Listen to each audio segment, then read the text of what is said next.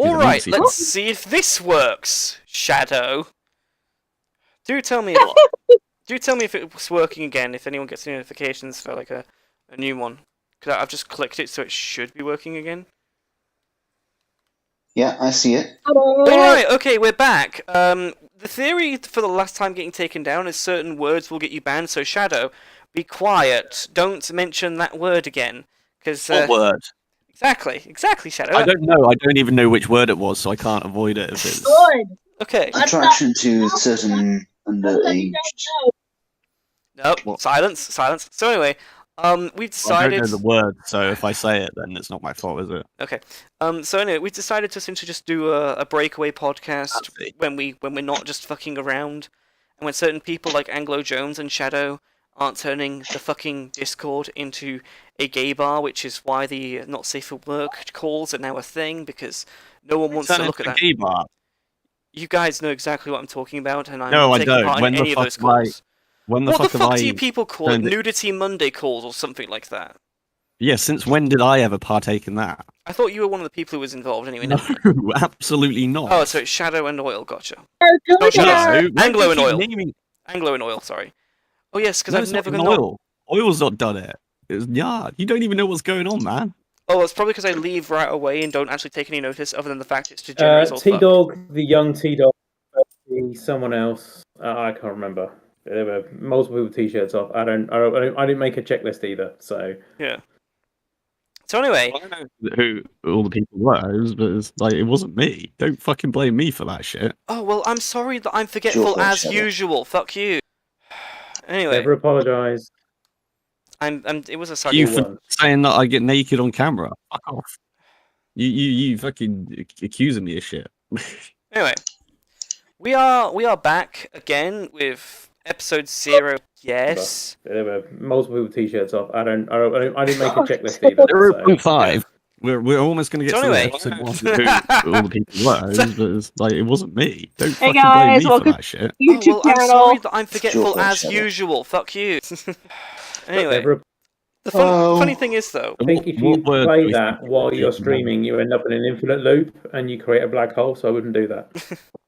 the funny thing is though, is just because everyone just sort of understands the culture of this server, so far, keyword, so far, there has been no need for us to have rules written down for this server for everyone to obey and listen to. Now, I would like it to keep that way, but Yeah, you still ban people though. You've kicked people off for things, so there must be some rules that. it's sort of an unwritten rule because it's like a case of everyone sort of understands how everything's meant to run. But if people start, like, if this server gets more popular, which I doubt, but if it does, then I'm gonna start actually having to get people on as moderators, and I think it's a case of just letting the genie out of the bottle and saying Oil is now a moderator who can and will mute you when he's not even in a call. He will just mute you, then fuck off, and just leave you unable to do anything in the server. Just be warned, if people start misbehaving and I start needing to actually have moderators, that is completely on the table, and you only have yourselves to blame afterwards. So far at the minute, we don't actually have any written rules, everything's sort of just unwritten. And with that said, let's get into the first story. And so I apologise for essentially just the YouTube having to catch up, but this one is titled, and thank you for Carb, by the way, for sending this in. Oh, wait, no, before I forget. An idea I came up with to stop us having the same 4 people in every single podcast episode is that we effectively sometimes just have a rotation of people, because that's one thing that I find boring about the Sultans, is just it's the same 4 people every time, which gets boring. No, Bezic, if you're watching this, no offense, but you're the same 4 people get boring after a while. I doubt he's watching this, but I doubt it. I'm just saying hypothetically. The pedo isn't watching. Don't say those words. We might get taken down for YouTube again. We're a small fucking channel. Sorry, the lolly lover. The lolly lover. Oh, stop saying those words, you fucking shit. I didn't say it. I changed it. I said something else. Alright, calm down. We get taken off of YouTube again, blame Shadow, because I'm convinced that he's the reason why it happened the first time. Alright, so we have everything established. F-35s have countered J-20s over East China Sea, and that's the title of this one. I believe this one was from UCARP, correct? Yeah. So the question is, it's nothing part. really happened. Yes, it doesn't really happen this time. So the question is, Yeah, the same as every other time they do this period, like on the regular. well, Shadow, I was going to actually ask for your input on this. You kind of cut me off there, but yeah, okay. So, do you know how often this happens, or I admittedly don't. I'm admittedly a little bit new when it It comes was to reported military shit. saying it was like the very first like official case or something, but there's been all sorts of stuff where they fly over and then they send up aircraft up in response, but they've just buggered that's off by the Taiwan? time they're up there, and Isn't that Taiwan doing that? Not American F-35s, no? possibly. But China keeps poking their nose in, and it's pretty much standard where it's like, oh, they're nearby again, fuck off. But the Americans are all operating down there now, so like all the shit in the Ukraine, we've got Europe dealing with that, and then America's gone and parked a load of aircraft carriers all around Taiwan. So, Which is probably not a bad idea for Taiwan, but yeah, it is tricky because so the interesting thing about this is if they're detecting these planes, which are supposed to be Chinese entry into the stealth market, I find it quite amusing that they keep finding them. Actually, yeah. Now that you think about it, it's like, hang on, if they're meant to be stealthy. yeah, but it's stealth made in China, isn't it? What do you expect? Yeah, that is the thing. Yeah, there is that. It is the wish of the F-35 world. So no, but I can imagine this is going to become a more and more common thing. And of course, the question is, I think it comes back to, is it fair for America to be able to essentially do this, stick themselves out there? I'm not saying I don't think it is, but then also be able to use NATO as a shield, because clearly what they can do here is they can just poke well, it's not really poking the bear, are you? Because the bear is Russia. So what's China? What, the dragon? So you poke the dragon, and you know if you get a response, you can use NATO as a shield. Is that something really NATO really wants to be up against constantly, or should America really be an independent party in these particular kind of provocations, shall we say? How's America poking? Well, you yourself said that they're putting aircraft carriers around Taiwan, and obviously Taiwan around Taiwan. is to China. Yeah. So. Well, yeah, because we've agreed to protect Taiwan from China. So if anybody's doing the poking, it's China into Taiwan. And the thing is with Taiwan is it's a case of they definitely have portrayed that they don't want to be Chinese. They've made it very apparent in like essentially just like they've made it apparent in media and shit like that in the past. So it's like, okay, this is basically you just wanting to force them. I don't agree. This is good for you. Leave them alone. I think Taiwan's got a bit of space anyway, because as much as they are being obviously, you're right about them having to constantly set up fighter cover for encroaching Chinese planes, which in itself is costing tens of millions of dollars to Taiwan, and essentially it's a battle they can't win, because obviously China can send out as many planes all day, all night, and Taiwan will run out of money to fuel their own planes and service them before China does. But ignoring that, I think Taiwan is now safe for at least another year or two, because China seems to have been quite put out by just how fast the rest of the world turned on Russia. And I think they realise that as much as they've made a lot of plans for example, their own credit card system and stuff like that, ultimately, if we can turn this fast on Russia with sanctions and stuff like that, then we can do the same thing to China. And I think they realise. I don't think they realised just how fast the rest of the world would change over. I think things like how within a week Germany went from the Merkel appeasement program to here's an extra billion for our armed forces. I think that's a wake up call to China. I think they're going to have to adjust their future takeover of Taiwan I'm not subscribing to that website, by the way, so we won't be able to get all of this, just for anyone watching. Unfortunately. No, that's all right. Have you got any thoughts on that? Anyone else? It's a case of, if no one minds me, giving some input, it's a case of China has this sort of cultural idea that because their country and their culture is... And number one. Yeah, effectively, it's a case of, they have this idea that, well, our records go back 5,000 years. Therefore, because our records are the oldest, our country is the besterest.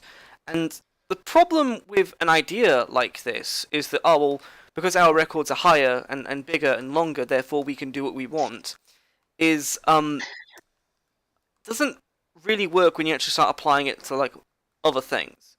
What ends up happening... I'm going to offer a counter-narrative to that. Go on. I don't indeed think that China has kept its culture throughout those entire 5,000 years. Well, they had a cultural revolution 50-odd years ago, didn't they? Yeah. Well, yes. Exactly what I was going to say. Yeah, but it's a case of, from their perspective, they are the invincible China that can never be questioned on anything because they have the oldest country, which is in my mind, bullshit, but that's their opinion. From their opinion, which is horseshit, but still. So it's a case... I think if you're going to point out Chinese cultural heritage, it would be a distrust of anyone not Chinese. Yeah. And I've heard... Just massively xenophobic, basically. Well, yes. I know there's a British biker that currently lives in China, and he describes how it's incredibly hard for him even to find a flat, somewhere to stay. Doesn't have I the think social he's credit got score for it. Yeah, pretty much. And You get as a higher well as the credit fact score that if you've people got just pure don't trust him. Han. You get a higher social credit score if you've got pure Han genes and shit. Just like the Nazis wanted to do with the Aryans. Funny that. But the problem with this as well, that if it's a case of, oh, well, my culture is older, therefore I get to do whatever I want. Hypothetically, if we ever come across alien civilizations, what is the Chinese argument against coming across the million-year-old empire that has now come to Earth and intends to rule you like an angry god, and you want to essentially say, oh, well, I can ethically debate you into not wanting to do this to me. It's like, okay, what's your argument against this then? Because their empire, their culture is older. That sounds like the sort of shit China would embrace. It does though, which is one of the problems that I'm getting across here. As I do want to effectively... aliens also look like dragons. As I also want to red pill a certain somebody here, I would like to ask a certain somebody's opinion. What's your thoughts on this, Francesca? Do you think this, or do you have no idea? I'm sorry, did you say you wanted to red pill a certain somebody? Yes, I do want to red pill you. It is confirmed. Is that on YouTube? Yes. You know red pill isn't anything dirty, right? We've had this talk about politics before. I know, but still, you have to... That's embarrassing. Chinese reds. You know, red is a lucky color in China. Okay. Lucky communist. Yeah, red is just a communist symbol, so... But it has been... I wonder if... It has always been a thing in China where red has always been to mark good luck. They give people money in red envelopes because it's like a mark of prosperity. It would be interesting to know that if in China they do have the term red pill and what it might mean. Oh, it might have a completely different meaning. Now that you say that, I actually do like the idea of learning that. Not gonna lie. Would it mean something completely asininely different to the point where it's just there's no context to how we use it? And the answer is probably yes, but still. So, wait a second. Is that why the China flag is a majority red? Because it's a good luck. It's a good luck color. Yeah, pretty much. No, it's because it's the communism. The Chinese flag isn't that far away from the old Soviet flag. Who wants to explain communism to her then? Because this will again more red pilling. This will be fun for her. What do you mean explain communism? That's like, how long do you want? Well, I always find I think the best way of describing communism is through Chairman Mao's personal words. Go on. So I have a little book here, quotations from Chairman Mao Zedong. I was just going to Which quote Urban bit would Dictionary, be the but best?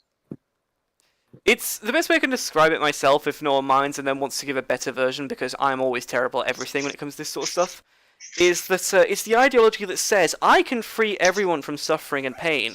Just trust me, it will only take another 100 dead bodies before we reach the utopia and everyone is at peace and is happy.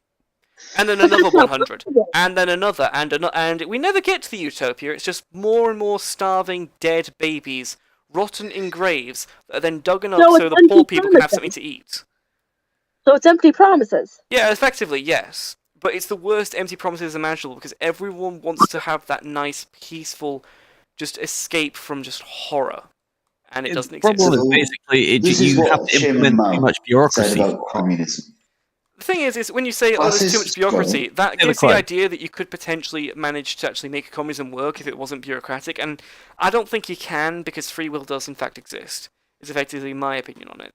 Yeah, but that would be, the only way you could rid the bureaucracy is if everybody involved, by free will, had the mentality that they wanted to do it, like an ant colony.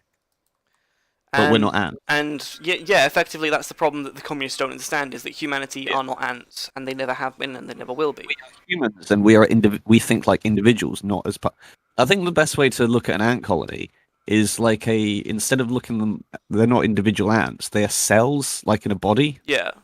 And the cells do their little job of moving things around and functioning as they're supposed to. And if one of them dies, if a single cell dies, it doesn't really care, because it's died to the body's still functioning. Yeah. And the body is the ant colony, and the brain is essentially the queen. And in this case, the queen ant would be government. Yeah. I disagree with that as well. Go on. I mean, an ant colony is not so much as the queen as the brain. The queen is just the proprietor of the future. She's the one that fertilizes and, yeah, but in the analogy I'm making, it's a brain in terms of it's the central point, not the thing that decides what happens. Yeah, but I disagree with that. I think an ant colony is inherently based upon instinct.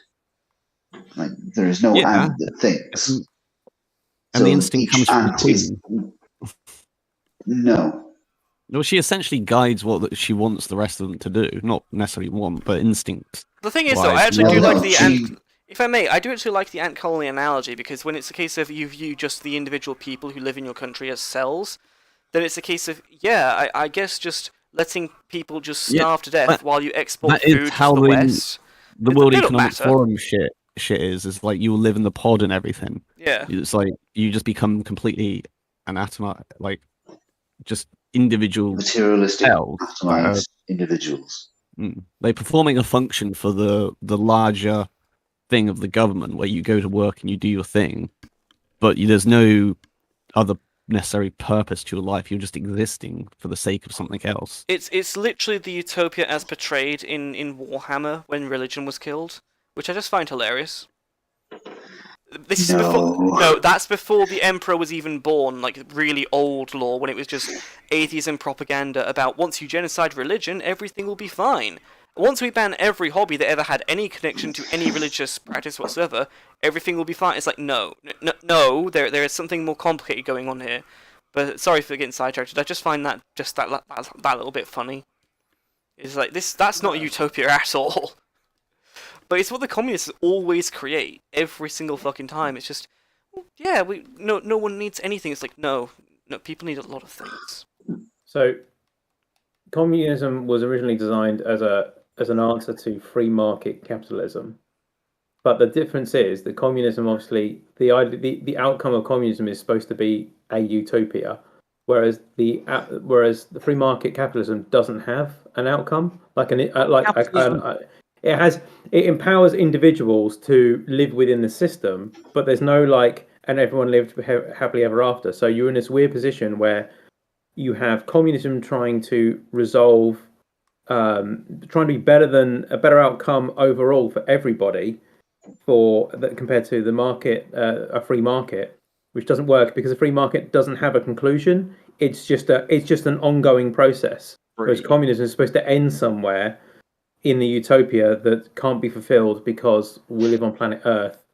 And freedom doesn't have an end goal other than just go. Yeah, exactly. Yeah, that's a great way of putting it, Shadow. Yeah, freedom doesn't have an end goal, whereas communism does. But you can't reach it. It's like in terms of video games, it's like playing an MMO. There's not really a win condition, so to speak, with communism, with capitalism.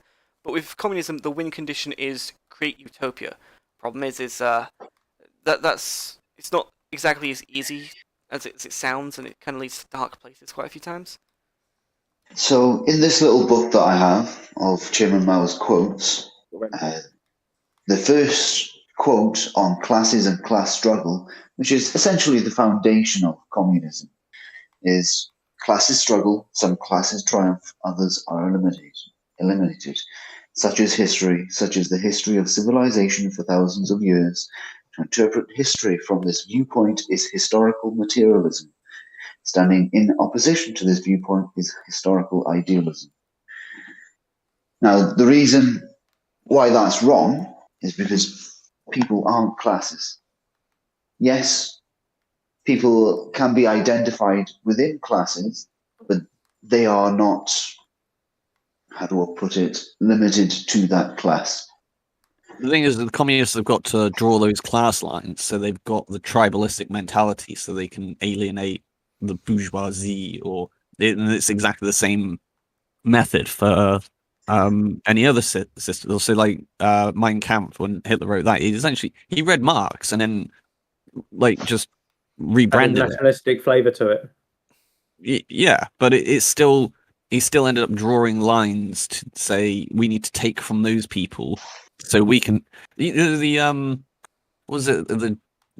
thing Jeremy Corbyn had for the many, not the few. Oh, there we go. Here we literally those Hitler used that to be for the many, as in the German people, not the few, as in the Jews, because they were a minority. Mm. But it was exactly the same thing, because it was the Jews were the ones who had. It's the whole thing of the Nazis hate the bankers because they're all Jews, and the communists hate the Jews because they're all bankers. No. One of the things in that quote was that Spartans be destroyed. It would be better to argue that communism dislikes people who are capable, because capable people accrue wealth. No, the point was and people who are capable are also hard to control. The point was about the horseshoe of anti-Semitism, and how they both end up in the same place. It's like, take the Ukrainian farmers during the Soviet era. Ukrainian farmers very topical. It was the kulaks. They had a small piece of land that was theirs that they could live off. It wasn't enough they could make a little bit of money from it, but they weren't. Oh no! Some of these Ukrainian farmers were rather rich, and they had quite a wealth behind them. The kulaks, and the Soviet Union, a large pile of tanks Stalin, didn't like that because they had more than every other person. So he went down. Yeah, but they had more, but they weren't massively rich. That was the thing that was the real fuck about with it, because it was look at these rich. They called them rich just because they had land, and that didn't mean they were rich. The land was just used. They were very competent. The Ukrainian farmers were the bread baskets of the Soviet Union.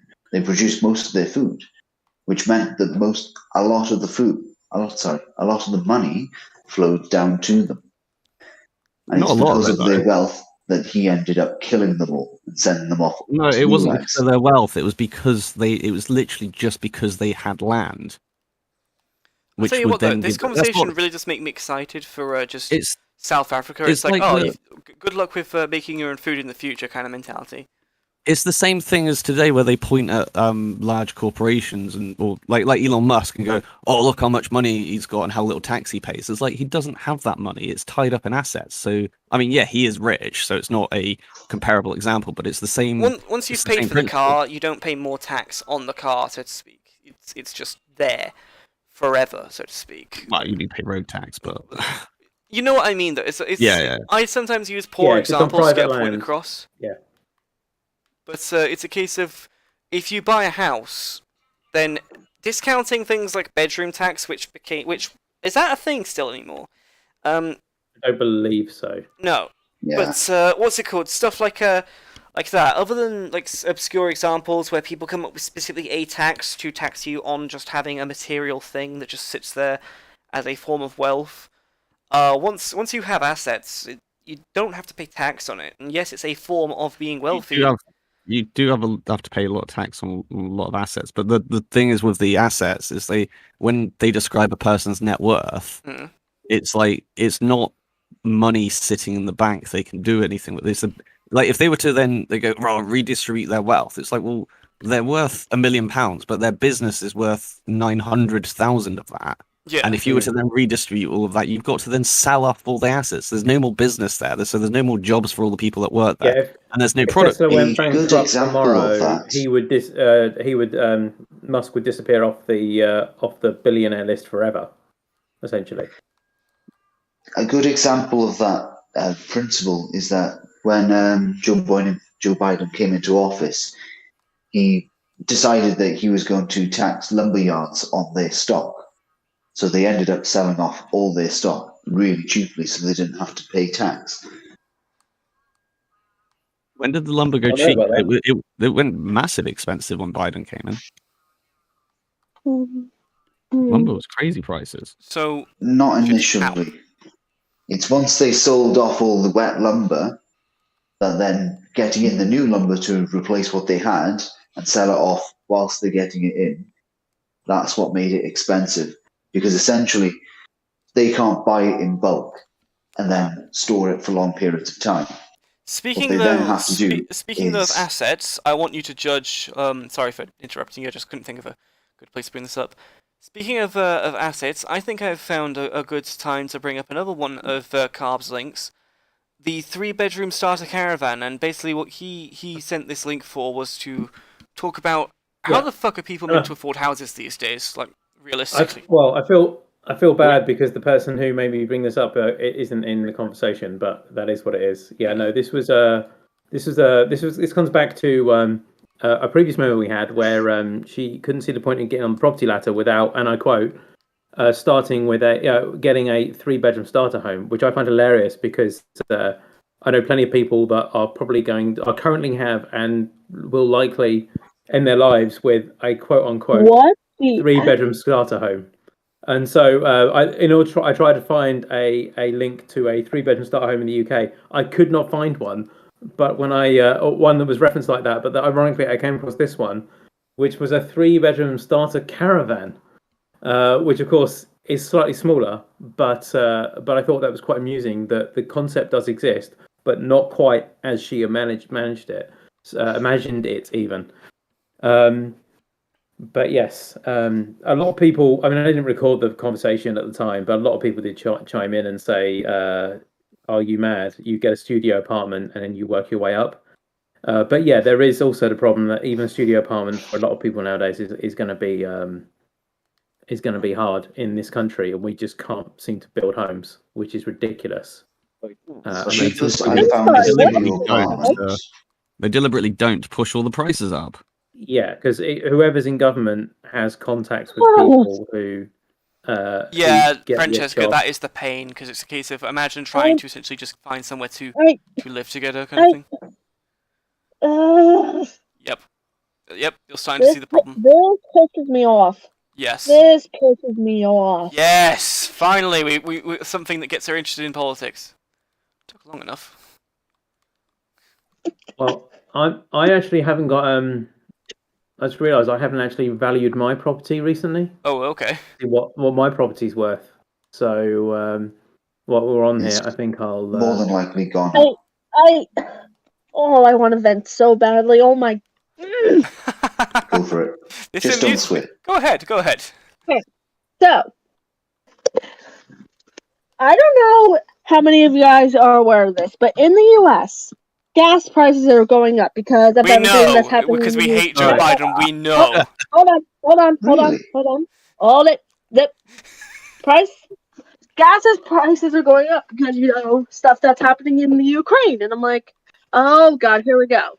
My dad. What? we were at the gas station the other day, and my dad had to pay $20 to get his car filled up with gas. And I'm like, Wow, how can $20. people It Oh, cost me no. 90 fucking quid to fill my car. Francesca, we've had to deal with the prices you're getting now for like a decade. All right, You have to we've pay had your pricing for the last 10 years, so you've $20 just to caught fill up my with car. us. It's just amusing though.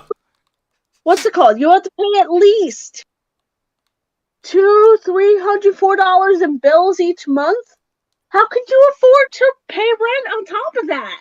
What the fudge? You just don't travel as far. That's I pretty pay- much how we do it.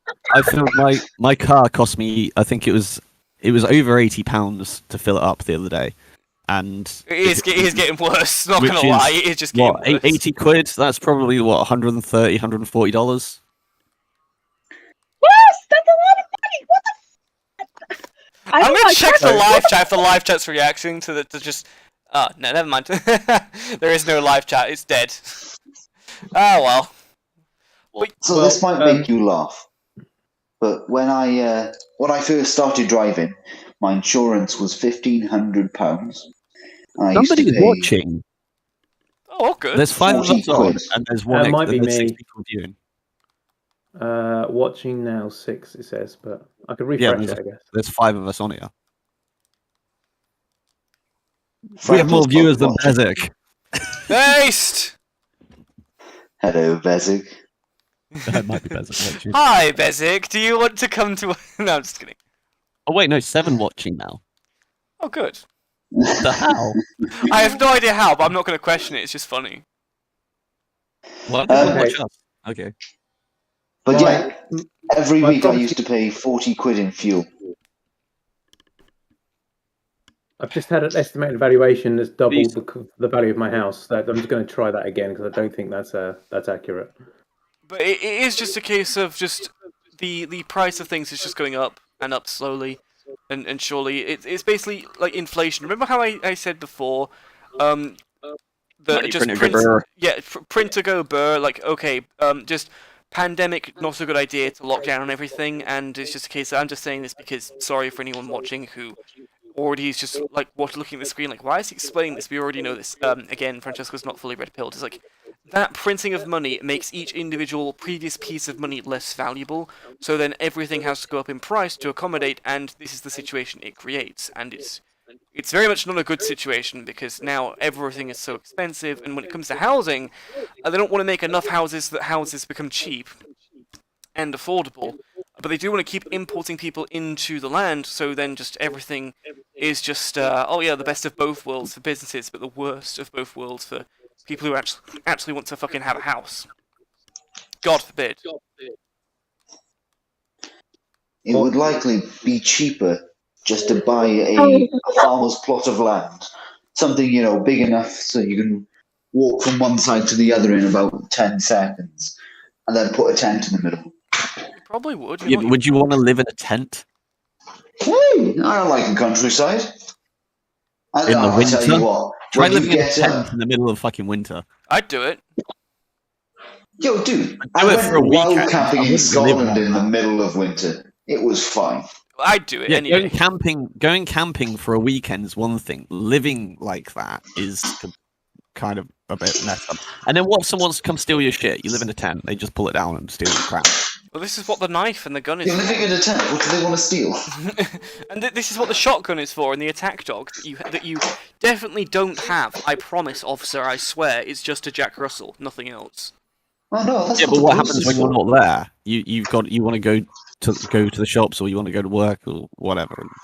No one said this was perfect. Tent But in the field isn't good. this is literally cheaper than this is literally the cheaper. Like, unironically, just return to the old savage way is getting to be the most best way at this point. I'm sorry, that's the cheapest? Yeah, just get a tent and just live in the wild, like a fucking savage. Oh, Someone- how much fucking you is up for debate, but That fucking meme, I am a Mongoloid, just have that playing in the background, because that's basically how I feel about this. It's like, oh, you can't Okay, do this, well- because only a Mongoloid would do that, yeah, and? I don't Does the world believe think this. we're made of money? Yes. Effectively, I call bullcrap. effectively, it's a case of Joe Biden and other people like him do. And who voted for that guy? I'd like to ask. Nobody needs to know. Nobody knows that. Who voted Yeah, for we him? know. I don't know. So, according to Zoopla, bear in mind. So I bought my house in 2013 for £100,000. According to Zoopla, it reckons my house is now worth £184,000. But I suspect that estimate is out, and I can't seem to reevaluate it, which I could last time when I had to tell someone how much I was worth, so I had to do one of these Zoopla things. But now it's I still think that's a little high, but it's still insane that it thinks that my house might be worth 80% more than I paid for it, £80,000 more. 9 years ago. That sounds about right. I don't know. That seems a bit. That sounds very in line with. That sounds very in line with how things have gone up. Okay, fair enough. I just but apparently it also says I have a bath, which I clearly don't. But that was part of the original listing, which was a bit dodgy, to be honest. But it wasn't my listing, so yeah, no. But yeah, probably the best purchase I ever made was buying a car and then converting it to liquid petroleum gas. Yeah. That's certainly working out for me at the moment. But for how long, I don't know. But And in my honest opinion, the best purchase I ever made was a bike. I wish I had the ability to fly. What? I just want to fly everywhere. I can fly a You plane. realise Not hard. it's actually if you could fly, you wouldn't enjoy it very much because you'd have to wrap up for starters, because obviously if you fly at any real speed, you're essentially going to die of hypothermia before you get to your destination. Who says you've got to get high? Big coat. Well, if you just fly by hovering over the ground. Well, yeah, but again, depends how fast you want to go. If you want to go any real speed, Summer's coming. It's fine. yeah, but no, Yeah, but you have wind chill. the wind chill biggest factor problem alone. with flying is being cold. That's kind of. They used to. You don't remember, like the old pilots with the bomber jackets and the big goggles, just dressed like that. Yeah, but you're even when literally you're in, Hawk's most uniform of from My most Hero. of your, Francesco is what he's describing. most of your body is Touch. behind a large mass, so you don't actually get hit by the weather, and also you're usually behind a large hot engine which is venting into your cabin because it's designed to do that. So again, it's not quite the same. On the back. If you want to do 70 miles an hour, for example, just imagine putting your hand out the window when you're driving down the motorway, and now imagine that over your entire body for your entire journey. Who says you're going to fly at 70 miles an hour? I'm just giving it as an example, but even half that, 35 miles an hour, is that's a lot of it's gonna cool you very, very fast. I'm now giving you a new nickname, Carb. Carb, the destroyer. Apologies if I take a moment, but I'll be right back, gentlemen. Did you just call me a man? And ladies, gentlemen and ladies. Lady. Oh, we got Fractal as well. Wow, he literally just called me a gentleman. Well, I'm sure, as insults go, that's not a bad one. It could be worse. Yeah. You know, men come in all shapes and sizes these days. You could be a really good feminine man. That's it. Oh God, it's a laugh. I'm gonna let him know as soon as he comes back. I'll be like, "So, I'm a gentleman now." He'll be so confused. Like Well, a So trans- one conversation that I think is severely lacking in politics right now, and the Lotus Eaters have issue. covered It's it the trans only issue, isn't briefly. it? They don't talk about that enough. No. It is, what are the duties that women owe to society? What are a woman's duty? Or Why what does anybody is have a woman's duty to society? I thought you were the Do you sort not that wants to think go that you live in have the a woods duty by to your yourself. parents, to your land? Why would you have a duty to your parents? They brought you into existence without your permission. They have a duty to you because they're the ones who brought you into it. But why would you have a duty back? Well, they did take care of you for 18 years, didn't they? It was their responsibility. They've decided to bring you into the world. But if you don't Well, like they could it, you have can always well do just something about brought you it. into the world and dumped you on the street. Yeah, but that's unethical. Oh, okay. So why is taking care of you ethical? Because if somebody chooses to bring a life into the world, then that's their responsibility. That is their duty. But if you Agreed. didn't have any choice you. in that, then it's not because of duty. It's out of like respect and everything. It's completely different. I'm I not saying like disagree. it's a I'm not like people shouldn't look after their parents when their parents are old and stuff, but it's not. I don't think it'd be duty in the way of like you had no choice in the matter. So if you had no choice in the matter, it's sort of like why you shouldn't be expected. I don't think that's an important point for your duty to your parents. I do. So I came back Because in as time much to as hear I him talk don't about have- virtue. This should be good. Well, So, I guess an I argument could be understand made that I that don't if they have a put the family. effort in 18 years of your life, your first life, then you could possibly help them for the last of their years as a return. So, Howard, am I a gentleman now? Yeah, but you Sorry, didn't I didn't hear choose to be part of it or anything. It's their responsibility more than duty. It's like if you could do that, but then the child is sort of you don't necessarily have that.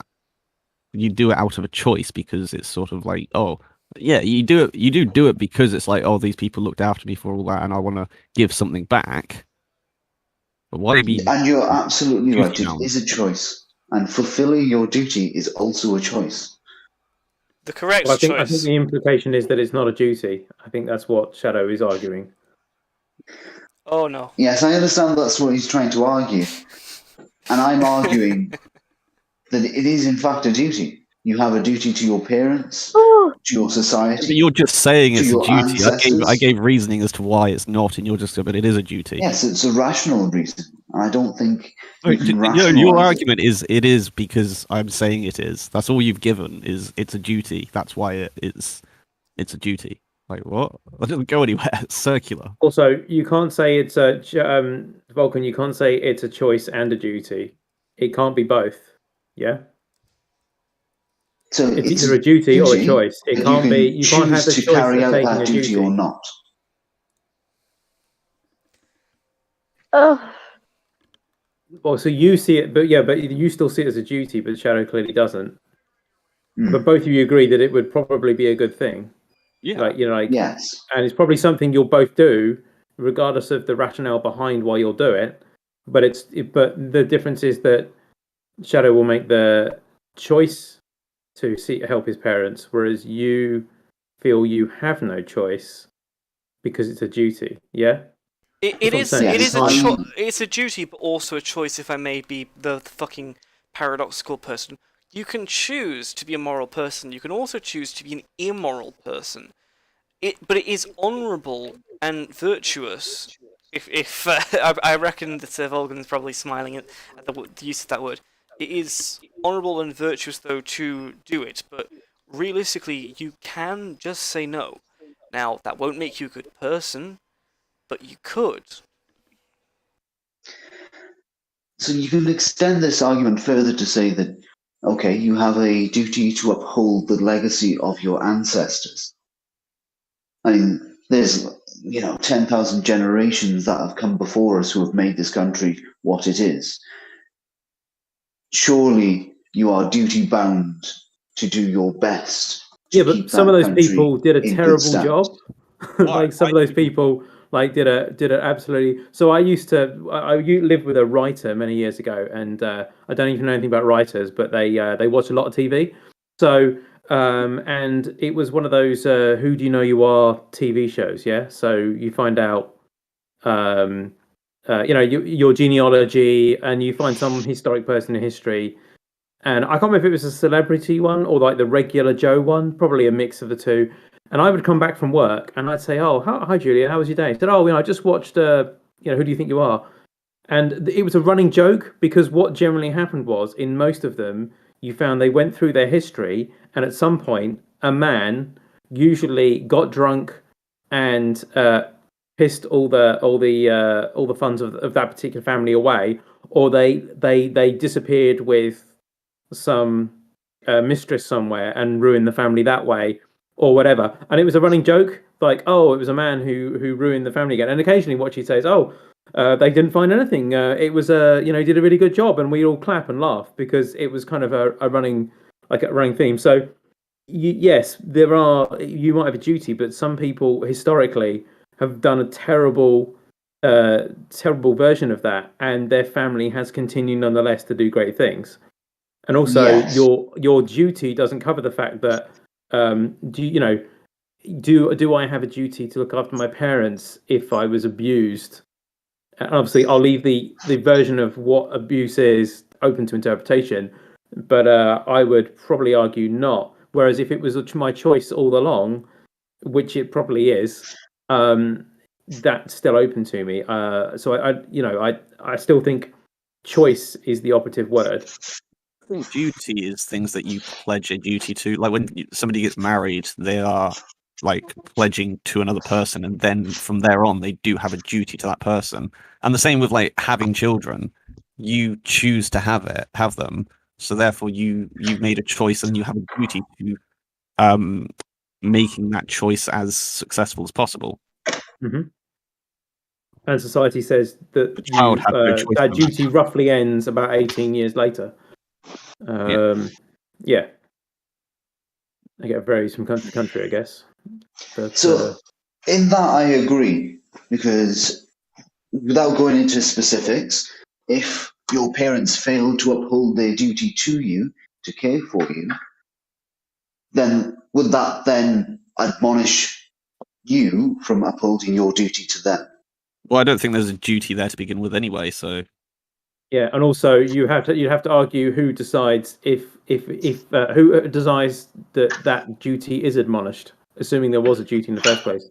Who is the overarching person that says, "Oh, actually, no, don't worry about that. You get a free pass." duty. But the person next door to you doesn't. Like, unless, of course, as Shadow said, the duty doesn't exist in the first place, and it turns out it's just the personal choice of the child of the sort of post child. Which I would argue with Shadow it likely is.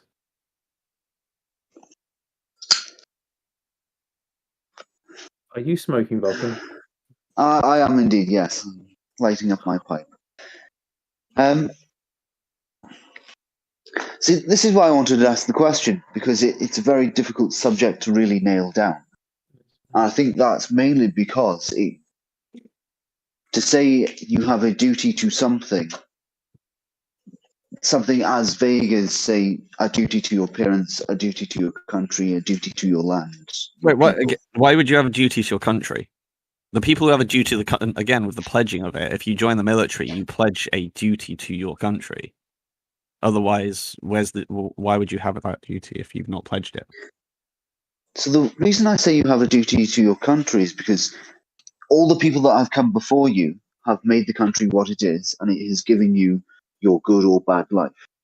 And then taking over your responsibility for yourself and your people, it's the same as a community. Only a bad person would like to see a community fail. Generally, good people like to see communities succeed and prosper. Doesn't mean you've got a duty to it, though. Just because you'd like to see it prosper, it's not duty bound. That becomes a desirable outcome that you then want to do your best to implement. I think it is a duty because, I should say, a duty of a man, because of the, what was the saying? Who is a man who does not try to make his land a better place? So what's the duty of North Korean? Well, that's exactly it. I also think that if your government has become corrupt and is oppressing your land and your people, your country, then you also have a duty to fight against that corruption. Okay, but who gave you that duty? Where does this duty come from, Vulkan? Well, It just the seems, duty is I- indicative of being born in the country, being born of your parents and of your people. It's not that anyone gave it to you.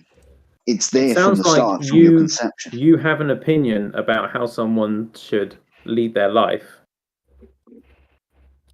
It sounds like you've You're chosen telling- to you're- take on you're duties. opinion And that, to create this thing called a duty that they then have, which just happens to fit your opinion, which is you should work for your country unless your country is abhorrent, in which case you should have a different duty to try and bring your country back. I'm not even saying that's a bad thing. I'm just saying I don't think this duty exists. I just think you've made it up, and you say it exists because it exists, and that's not actually the case. I think the duty thing is much more of a feeling than an actual thing that you have. Yes, you can't rationalize. You feel like dutiful to something, and which has to be within oneself entirely. You can't then say to others, "You have a duty to this," unless the person has pledged that duty. So let me ask this question. Do any of you feel Not even going a to interrupt duty in to chat take care of if you're watching, yourself? because I just found it interesting to listen to him. What are you going to say, Oh. Vol? Do you Oh, yeah. feel that you have a duty to take care of yourself? No, it's not comfortable and such. If I don't, it's unpleasant. In fact, if anything, the obesity epidemic would point out that most people don't see that duty. Well, yes. Oh my god, that But is then again, so I don't perfect to think- go into the next story that it actually hurts. No, Very it good, fucking yeah, hurts. See the screen. Next story. Show us the next story. The next story. Good, Harry, show us. The next. Oh, Anglo Jones is here. The next story is about mukbang. Right. Okay. Yeah. Not Anglo Jones, he's down below Birmingham. Where's your mukbang, Harry? I want to see your mukbang. So- You should just stream of it. Fuck Fun. off. Fuck off, Anglo. So, does anyone not know what mukbang is? And I'm pretty sure someone's going to raise their hand, but I just thought I'd check Oh. first. We got a spammer in the chat. No, we What? haven't. Wait, no, No, what? we haven't. Oh, somebody me for spam! Man Monkey. Who? Who's Young Man that? Monkey. It's me. Of course it's, of Anglo, course you it's fucking Anglo. idiot! Stop it! And- So, for those who may not know, Chat. what is a Screen mukbang? 2 likes. Alright, so a mukbang, which I didn't know about up until recently, but it means I now have another reason to start a holy just crusade of righteousness to stop the degeneracy of the modern world. You have a duty to carry out this crusade. Yes, I do. I very much do. Mukbang! Because you chose that duty. Yes, I did. I fucking did. Duty to the British Empire. Yes, yes. Rule Britannia, Britannia rule the wave. Rules of Wales. Okay, joking aside. Mukbang is disgusting. The 7 deadly sins are a thing for a reason, and it is the most ultimate gluttony thing I've ever seen in my life. What is he posting on there? Okay. No, I would agree with you. Yeah, like mukbang is horrific. Like It fucking Ricardo is. Avocado went downhill so fast as soon as he began it. Okay, Nico Avocado is basically the essentially most popular, well-known mukbang creature that has done the misfortune of existing. And that is what I'm going to essentially call this, of just the misfortune of existing, because, no, I don't consider this thing. At a certain point, when you behave in an uncivilized manner enough, I don't consider you to be my equal anymore. And this creature is genuinely killing itself by just eating shite. I don't know what else you would call it. Yeah, Harry, what he's Eating done what? is, in general, human beings do 3 things. They sleep, they eat, and they work, and he's just managed to combine 2 of those things. You missed out fucking. Most people don't do that most of the time, so... What banging? Yeah, they do. Humans fuck all the time. How the hell Yes. do we have As a population so high? fraction of sleeping, eating, and working, no, it's quite a small amount. Mate, shagging is basically all of human life. Well, even if you're not actively shagging, you're a lot of the Working time to shagging. Oh, Francesca, shagging is another word for having sex. Like, essentially like saying someone is fucking. I think she might have gathered that by the context. At times she can be a bit innocent. So Otherwise, I'm just making sure. otherwise it'd be a terrifying concept. Like, you don't know what this shagging is, but then you just hear people doing it to other people. You're like, what? Well, in the modern It's context, always done shagging to is in people. fact an evil. It's done to It's not dogs. always done to people, though. People like Vulkan will do it to sheep. He's Hey, I'm Welsh. duty bound to have sex with the sheep, Duty bound. as I am indeed Welsh. Oh God. It's a Welsh duty. Haram. You know, you gotta uphold your culture. Oh, that's grim. That's so grim. I hate it. Oh, it's so grim.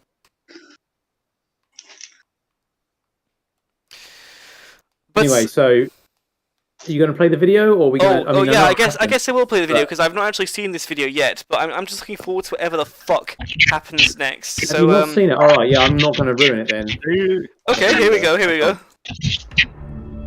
Oh no, There's going to be a delay because we're. probably. Oh God, why is there relationship drama? I hate it already. Oh God, it looks like it's gonna cry already. Is it playing? Yes. I don't see it playing. Wait for it. There's a Oh delay. no! Oh, it's really far behind. That's why. Yeah. They're always on wait. Wait a minute. Memology. I can while it it hits like plays, this, but- I can explain what happens No. if you want. Look, We can Oh, see no. it. this here. Oh, what? But I'll pause There's it. Then lots of food. I'll pause it. Then you guys can essentially just skip to where I am, and essentially you'll be up to the same point. Okay. No, just let it play. It's No, not yeah, playing. it's Just already leave it. playing. It's Okay, fine. so I'm at 41 seconds. So if you want to just okay. A woman apparently begging for help can be heard nearby. No, it's worse than I ate that. all the barbecue. Well, Did you? yeah. There's like two more here. Are they gonna eat her next? Eat the woman. Eat.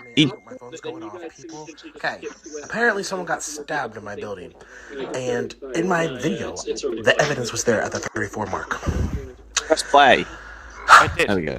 that was I him 40 honestly don't, seconds ago, so I don't there's even no know what to point make saying this. press play. I'm kind of like, wow. Also, I am not making light of this. I feel horribly that this Basically, even someone- happened. No one deserves this, no matter woman what is being stabbed someone to does death to you at that point or in makes the you video. feel a certain way. You have Might catch- no wait, right to take a wait, life. they can So, hear it. Yeah. condolences. Why do you Absolutely. hate mukbangs? Well, look at this creature. He used to be healthy. He used to be in shape to a degree. Now look at it. Would you consider this thing to be a specimen of humanity, or a failed creature that should be put down? Is he failed if there's more of him? There's too much of him, so he has failed. Yes. I don't Well, think. when you say there's more of him, I think that's a quite an inaccurate statement, because the strength of a man is not measured in his body mass. Who said anything about I strength? fucking It's hate just more adverts on of YouTube. him, so there's like, if that's, it depends how you quantify doing well at life. If you're like, I'm going to accumulate as much as possible and make the biggest mass, and then he's winning. But I don't think many people would say that that is the moral thing to do. So he effectively just Didn't stood say there it and was a someone moral getting thing. killed. Democracy said is built it's on the respect something for people the might quantify it by. infinite dignity. Doesn't make it moral. I don't think it would be right either. I'm gonna have to get some YouTube Premium or something on this fucking account because these adverts are unbearable. Don't just use ad blockers. Why you just revert to it being moral or right all the time? People quantify things in ways that aren't moral or right. Because you're using rational statements, and I very much dislike rational statements. I don't think rationalism has been successful in the long run. I mean, I don't disagree with that. it's not. It's a case of, don't get me wrong. I'm not saying that rationality doesn't have value, but it's a case of look at what's happened to just the modern world. Clearly, it's a case of just pure 100% rationality has some problems, and then it's I don't get why you keep arguing that it's not a good thing when and I've then never claimed pure it to 100% be a emotion good also has thing. issues. I've not claimed it to be a good thing or a moral thing. But you keep coming back to arguing that it's not a good or moral thing, and I'm just like, it's a thing though. That's all I've said. Yes, it is a thing. Yes, but it's a thing that can't be the Whether thing it's that good goes or to for moral or every whatever, situation, it's like, because I don't it's care. clearly not the solution to every problem.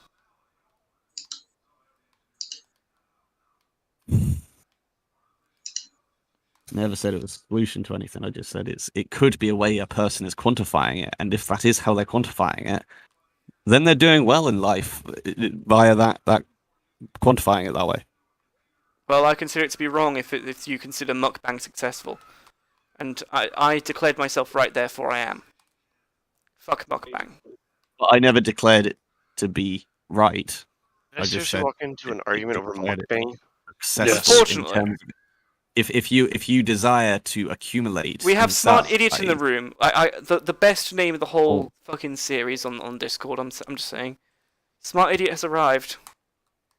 Yes, thank you for announcing that, Harry. An idiot. Well, no, Yeah, we got our village idiot, mate. we've got Yeah, our I'm Smart an Idiot, idiot. to be No. sure. I thought we were all smart idiots, to be honest. Yeah, we are. That's We are probably the more or joke. less. That's probably a joke with his name specifically, I reckon. That is the joke because I'm like obviously pretty smart, but I'm also very stupid. So yeah, this is Guy episode being where I 0. We're work, going. like, just full This of is currently people the who are mukbang crazy. story. Riddle me this: what is smart yet stupid? Every single person who thinks that they're not stupid. Feminists? Probably.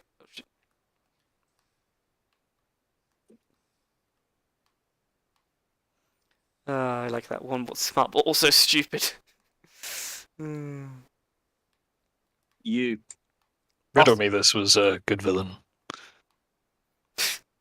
Not in. It's funny that presumably if Nikado had just kept eating avocados, he wouldn't be the size he is now. But He would destroy the environment. Yeah, avocados are bad.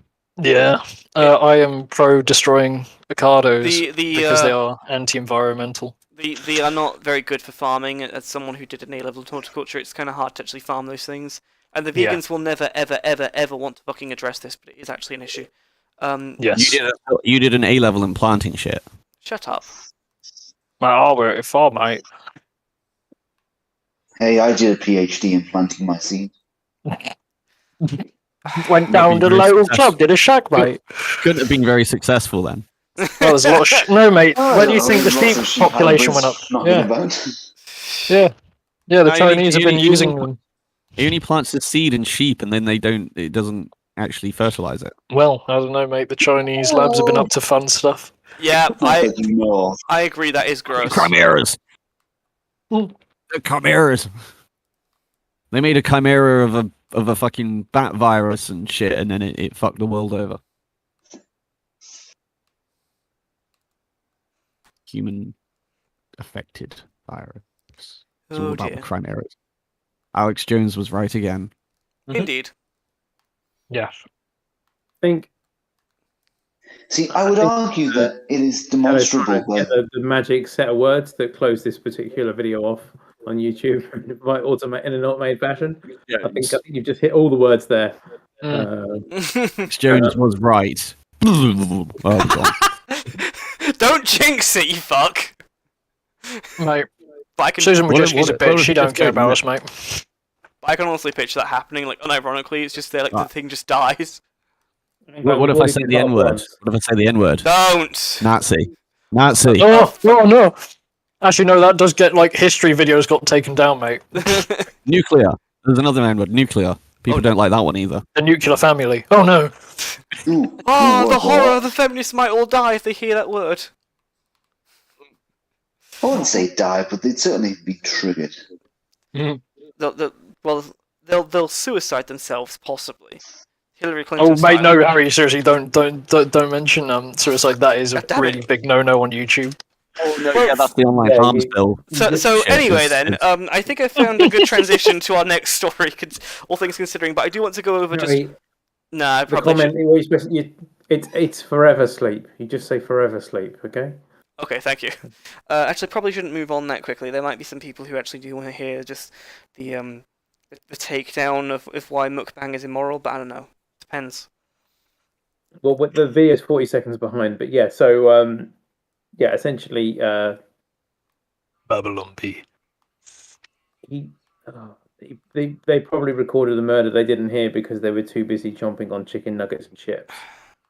That honestly disgusts me on a level that I can't verbalize. I just can't. Yeah, I it's can't pretty bad. explain it why I find it so disgusting. But I'm just there. It's like, what the hell? What do you mean you were stuffing your face and you couldn't hear these screams? I call bullshit. I mean, they genuinely seem to not notice. And it's possible the mic just picks up something they don't hear. But it is pretty terrible. But I guess we'll get to see if that's. I mean, imagine that was your last words caught on camera. And it's just stopped by just some fucking assholes just stuffing their face. No one knows what you said because it's just some idiots just stuffing their face, just chomping on some just shit, never to be heard ever again. It's honestly kind of terrifying when you think about it. It's a pretty big black pill, a very obese one, in fact. Let's move on to this story. It looks a lot more fun. Something more fun. Talk about something more fun. Interesting standards, but okay, we'll move on. We'll move on to the story of the trans swimmer who is not a woman. I refuse. Oh no! If they're not a woman, what are? They're a man who. For those of you who don't, Alpha female. They might disagree with you on that. So if they're not a man and they're not a woman, then they're alpha female. They are alpha female. Okay, so there's been this big trend of men who are mediocre in the profession of their own sport, so they then transition to being female in quotation marks, and because you have less testosterone, therefore you'll be at the same level. No, wider bones. Yeah, big frame. Big frame equals fast move. Yes. Effectively, it's a case if you've taken away one advantage of being male, but you've not taken away all of the others. And it gives them a massive advantage. Those balls are going to add extra drag. I don't know if they take that into account. Considering all the other advantages, such as larger lungs and hearts, I think it kind of balances out, because for swimming specifically, you don't get too many advantages. It's just larger lungs and larger hearts. It's ones where we get to sports that involve like martial arts. So with a larger lungs and larger heart, are they really larger lungs and larger heart? Yes, are they really stamina. an advantage because they'll be no. They'll be proportional to the size of the body. Actually, it's more the It's more cross sectional area of muscle mass and things like that, rather than the actual heart lung size, because they need to be that size to support the body with a larger frame. But you're also forgetting that male physiology is more. It's easier for men to build up muscle mass than it is women. It's the muscle mass that gives the advantage. Oh my god! The actual way this is written is just it's Babylon B. I'm not really sure what you were expecting, Harry. Granted. But here's the thing: possession of performance enhancing. It's not even fucking real. Wait, no, guys, because let me just read this sentence. For a supposed female athlete, caught her in possession of performance-enhancing testicles. What the fuck? What? It's the Babylon B. Of course, it's nonsense. It's the point. I mean, no, they predict the future, mate. Like it's the future ahead of time. Oh yeah. Yeah, they do predict the future. It is scary now. They're actually the Babylon B, but basically they're the Oracle out of the Matrix. Yes. Yeah, 6 months behind. Mm. That's gonna be the worst thing that I've ever read. In possession of performance-enhancing testicles. What the fuck are they gonna come up with next? I gotta wonder. Actually, no, I don't want to know. I take it all back. Male brain syndrome? Possibly. It just gets worse and worse, doesn't it? Yep. Male brain syndrome. Honestly. It's all the fault of the internet. Yeah. The adverts are pissing annoying as well. Not gonna lie. Yeah, but at least, unlike most articles you read, this one at least it makes you laugh before you get to most of the. It makes you laugh before you think to yourself that you want to just die of pain. Well, it makes you laugh because you go, "Oh, it's not real," but then you kind of realize, "Oh, but it's." One day, it will be illegal. will you be able to be arrested because you have testicles? Just think about that. Oh God. Make it all stop. So, Like, can you imagine if they did the population control by like neutering people like they do with animals? I hate everything that you're saying right now. They tried this in Saudi Arabia for quite a while. Oh, they did It it with was slaves, effective. didn't they? Yeah. That's why there's no black slave. There's no black population in Saudi because Yes. they turned them Yeah, all into exactly eunuchs. You had a eunuch slave. as well with their royal courts. It's a case of this is why I effectively have the opinion that the blacks can shut the hell up if they think that white people are horrible to them in history, because it's a case of, am I being too based? I think I am actually, because it's a case of you compare what happened in Saudi in what's it called in the Middle East and compare it to white countries, and it's like, oh, so we're worse than the people who castrated their slaves so they couldn't have kids. I don't believe you. Fuck off. I think you're being Islamophobic, Harry. No. That's what they'd say. You're being Islamophobic. I mean, don't get me wrong. You're used to like 30 or 40 degree heats in your country, and you get the choice of either going to another country with a 30 or 40 degree heat, but they will cut your dick and balls off, or you get to keep your dick and balls, but they ship you to Scotland. I mean, it is a tricky dilemma to find yourself in. What slaves were shipped to Scotland? Well, no, just or some country with a Scottish passport. What I'm saying is, There were, well, not black slaves, but there were something called the Kerns, and they were actually Scottish slaves taken by the Gaelic kingdoms in the Isle of Man and Ireland and used as soldier slaves. That sounds like a bad idea right there. It actually worked quite well. I'm surprised, honestly. okay, just say I don't know North America. Like, I'm just trying to find somewhere with a less permissive weather conditions. Yeah, and not that these people got the choice, but No. but yeah, no, it's a bit of a crazy. Yeah, I think they operated in different eras as well, slightly. Or, Yes. The Islamic slave trade definitely lasted much longer. Arab slave trade was It- around it- since. It lasted longer, and not only did it last longer, but it also started. It started earlier, lasted longer, and it Yeah. was much fucking crueler. But it's all Whitey's fault. Yeah, like Mm. Arab slave trade was up until like the late 1800s, still continuing. Also, they didn't pay for all of their 60s, I slaves, think. whereas we largely did. 1950s or 1960s. Well, The it's British- still underground continuing. So yeah, but like, officially it wasn't until I think late 1950s maybe. I mean, till outlaw, but on the scale, the past the 1900s, the scale was too small in comparison. Like previously, they were getting like entire armies of slaves from northern Africa. it's really just awful. the more It's you think relative. Yeah. It's a case of, relatively speaking, the when you try to compare the difference, it's like a case of, oh, so one didn't do nothing effectively. And I'm exaggerating for emphasis, but it really does come down to one is a lot worse than the other.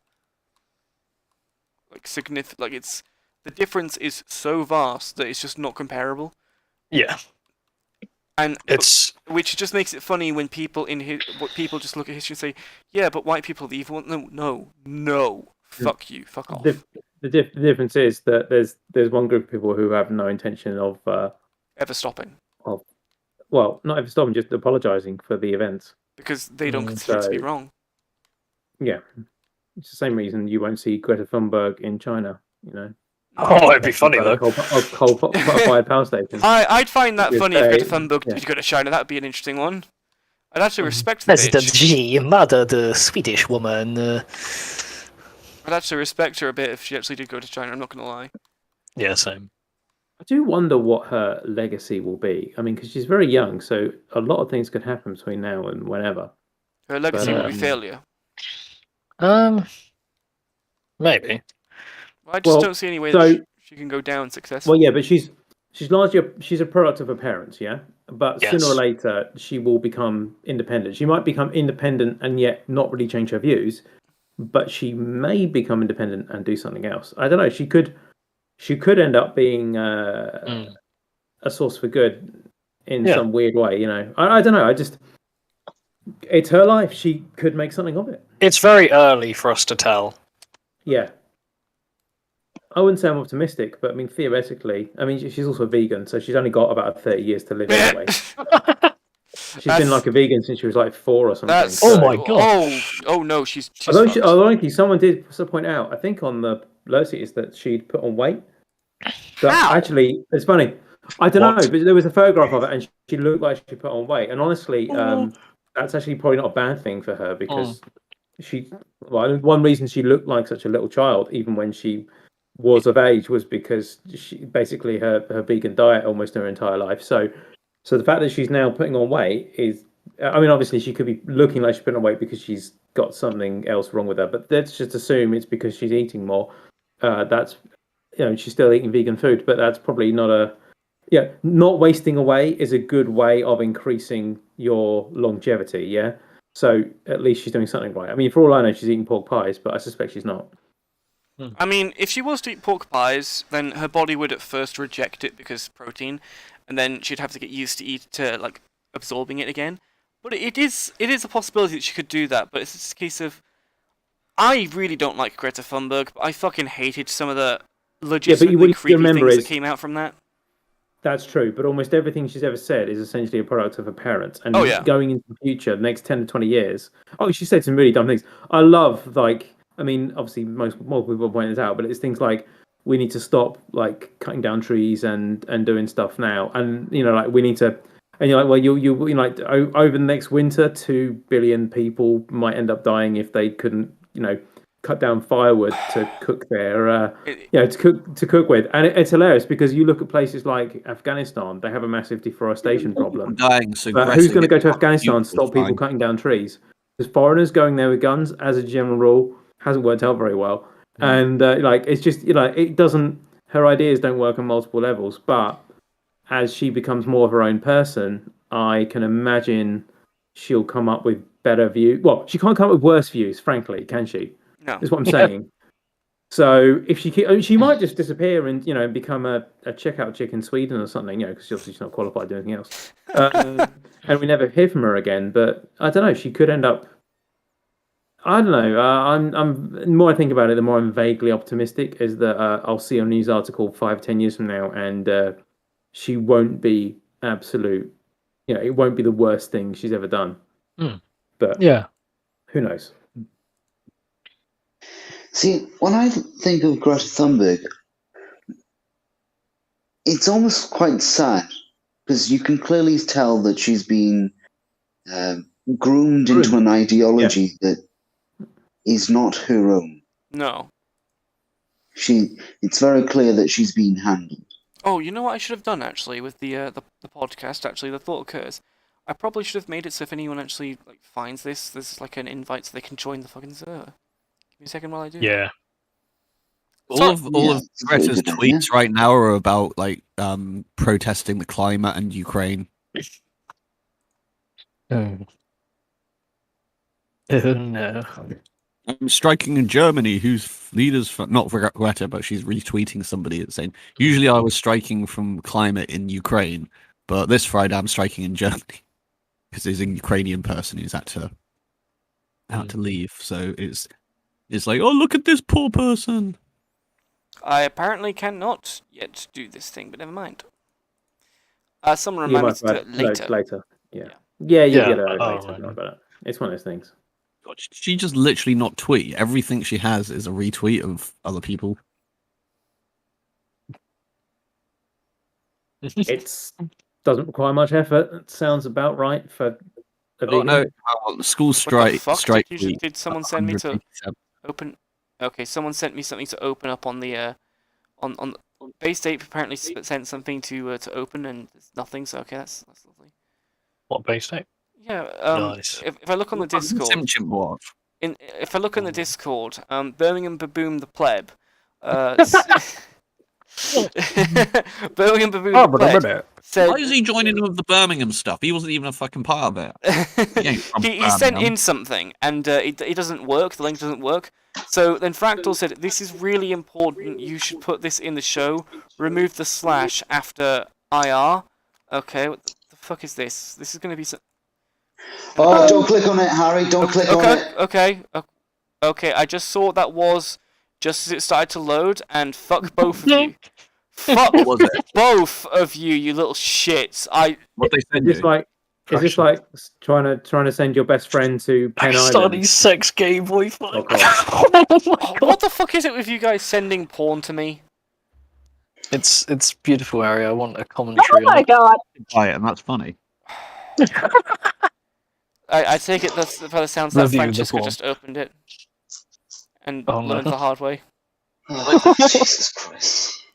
I hate all of you right now. Fractal, I think you should just jack off now. Come on. You did Like, me? get it out of your You system. hate me? No, I said fractal. God damn it. Fractal. I'm just kidding Fat you. with it. Fat with it. Okay then. Harry, they know what you like. No, what are you talking about? What? I'm joking. I'm joking. Okay. I don't even know what it was because I clicked off of it too fast, thankfully. Oh, that's... Fractal, if you're watching this, go fuck yourself. Oh, he is watching. Oh, good. He's watching this. Go fuck off. F-35s encountered J-20s over East China Sea. Oh, that was the story that we went over earlier. Oh yeah, you missed. You're a bit late for this. This yeah, happens. yeah. This happens all the time, though. This like is, people go mental when it happens. This is essentially episode 0. I'm still learning how to use this fucking software. Yeah. We're learning how to do it. We don't actually have like a strict schedule yet. It's just we're working it out bit by bit. But you know, Strict schedule. Try and good luck enforcing that. Okay. That's going to be interesting. Well, there we go. Well, interesting. We don't know. We so clearly the F-35s were able to find the J-20s, but I guess the question is, can the J-20s see the F-35s? And at what range? F-35 sucks, so yeah. Also, Fractal, if you do that again, it could get us taken down off of YouTube, for fuck's sake. How much does an F-35 cost? Do that on purpose. Because I swear, like F-35s cost stupid money, and like they don't justify. 35 million or something. It's in. Let me check. It's something that doesn't justify the use of them, or at least the VTOL edition. I still think long term they're probably not the worst investment in the world. Oh yeah. I mean, the fact that they can essentially use, like, each one is essentially a mini AWACS. You know, you just obviously you can't use it for long periods of time because it only has a limited amount of fuel and a single pilot. But the amount of data that thing can scoop up compared to, say, an AWACS of 10, 15 years ago is absolutely ridiculous. Okay, I'm going to. I just looked up $18 what million that was. around about that. Vulkan, and I might have to start. What the fuck are you doing? What? Someone was ready to fucking screenshot. Furry handcuffs us. Oh, this is very. I like those, Vulkan. Can you buy me some? Fuck is happening? We'll use them on Samuel. I find it funny that Fractal was waiting fucking ready to take a screenshot. Mate, Samuel's sister's hot, mate. She's a maid as well. It's great. Oh god. What, Samuel's sister is a maid? Yes. Oh. And whatever he says, he keeps claiming he doesn't have a sister. He does. How do you know he has a sister if he says that he doesn't? Mate, I was in Salisbury one day and I met this girl who's a hairdresser who was German, and I asked her about like her family and stuff. She described someone very much like Samuel. I say I met this person and about his name and stuff. She's like, "Oh yeah, that's my brother." What's the chances? What's the chances you just happen to bump into someone who has? That's a ridiculous. Samuel used to say that he had a sister, and then when Anglo put this to him, he retconned it. Claims yeah. And you just happened, out of like 66 million people in this country or whatever, you just happened to walk into and get a haircut at the place she works. Mate, like I am a magnet for this sort of like coincidence sort of shit. No, somehow doubt. It's not. It just statistically speaking, you're more likely to win like the lottery than that to happen. Never tell me the odds. I mean, I want to believe it because it's funny, but I can't possibly believe that. I'm with you on this one. I just believe it because it is funny and because it's Samuel and his little denial of it. To fuck with Samuel. See, magic doesn't work unless you do believe. Autism magic. Think hard enough. Simple as. Which is why That's true, rationalism Vulkan. That's also how fails. cults survive. Mm. That's how religions survive now, think about it. Yes. And religions are essentially Vulkan. successful cults, so... Vulkan, if you're not a rational person, you can't be an upstanding, decent, well-thinking person. If you're not rational, if you're just going to be irrational, then you'll be a lunatic, and you can't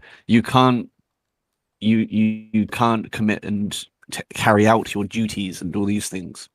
I'm a lunatic and no. it works. I completely disagree, because I don't think that you can rationalize duties to society. But you can explain your duties to society in a manner that goes beyond a rational sense, Rationalize it now. a material world. You're trying to rationalize it.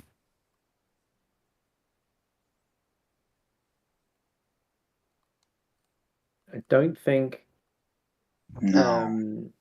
I don't think Anglo was here earlier when we were talking about the difference between duty and choice when it comes to, say, looking after your parents, which might take away from the discussion slightly, but Maybe. I However, also don't know if Anglo really cares. No. Yeah, basically, Vulkan was wrong about something. Let's move on. You got any more links, Harry? No, that's the Annoyingly, last I of them, can't unless agree with someone that wants to statement, dig but- something up, because I guess we're coming towards the end of like episode 0. I don't know. I think there should be a rule, Harry, that you probably should instigate yourself, that if it isn't in the news links for podcasts before you start, and you haven't pre-vetted it, you probably shouldn't include it in the video. Just an idea. I mean, considering the fucking Fractal situation. Yeah, but the way he typed that and posted it, was that not obvious that it was going to be somewhat No, dodgy? because I know the meme is that I'm the most porn addict person in the world. That's what you keep on making the assumption of. I know that's the meme. Hentai, get it right. He's the god of this server. Okay. What? Oh God. I know that's the meme, but here's the thing. It turns out I'm actually more innocent than you guys give me credit for. And I look at a porn link and I'm just saying, like, what the hell is this? I don't understand what this link means. Oh. Oh dear, that's Harry, what it means. Fuck all of you. Harry, you say innocent, image. but I think naive is probably more accurate. When Yeah, you post possibly. a link and if you look at most of the other links, there's like an image and a bit of detail with it. Fractal posted a link that was BasedApe and Fractal posted links that were just, you couldn't even read that. That looks like the stuff that you're going to click and your computer's going to get an STD. Well, I didn't think of that. You mean you look? STDs are a superpower. Well, I guess in a way he's no. too trusting, and Fractal could argue he's just trying to prepare Harry for the real world, and that would technically be true.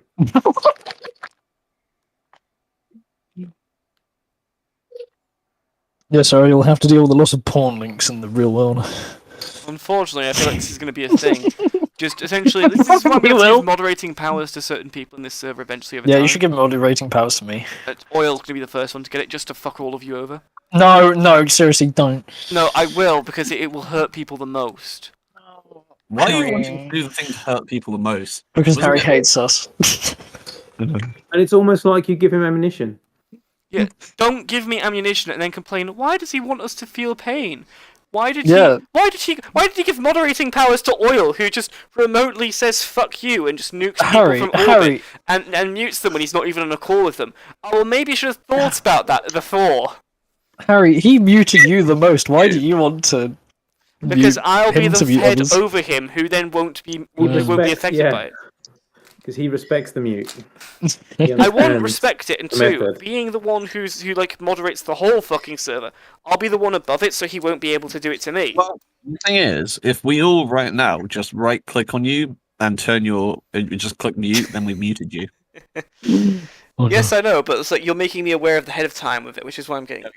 Right. Everybody mute Harry. Okay. So interestingly, I just found out that Sir Nigel Gresley, when he designed the Mallard, included a speed recorder It was called the Flammen speed recorder, which gave a printout of the speeds, which is really interesting because Yeah. it wasn't including many other classes. No. The thing is, as well, people get the top speed. Flying Scotsman's highest recorded speed was close to and what was it?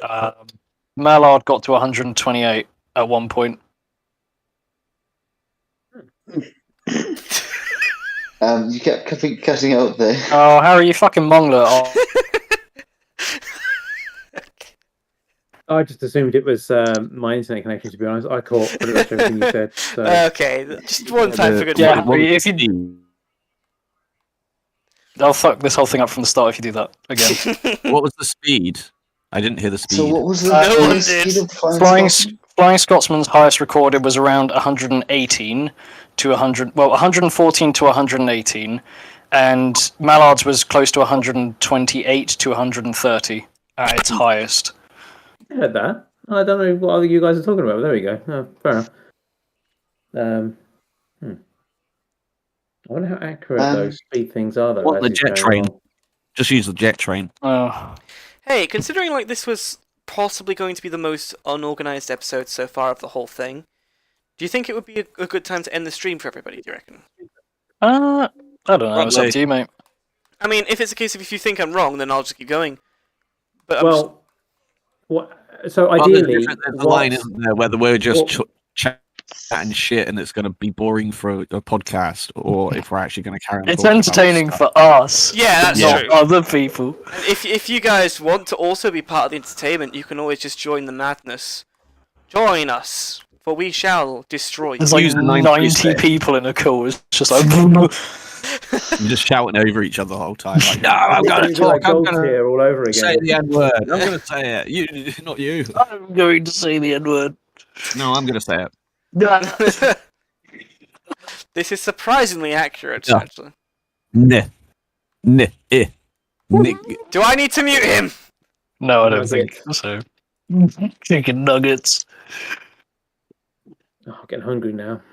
Well, so how long? So one of the problems, one of the reasons I don't watch the other podcast is because they're like 8 to 10 hours or something. So, how long do you think we should make this to try and be inclusive of everyone's time? Well, that's actually a good question, which is why I thought it would be a good idea to actually discuss it in episode 0. But it just kind of got when I was trying to introduce like this podcast at the beginning, it kind of got sidetracked. Whereas now it's probably a good time to actually bring it up and answer such question.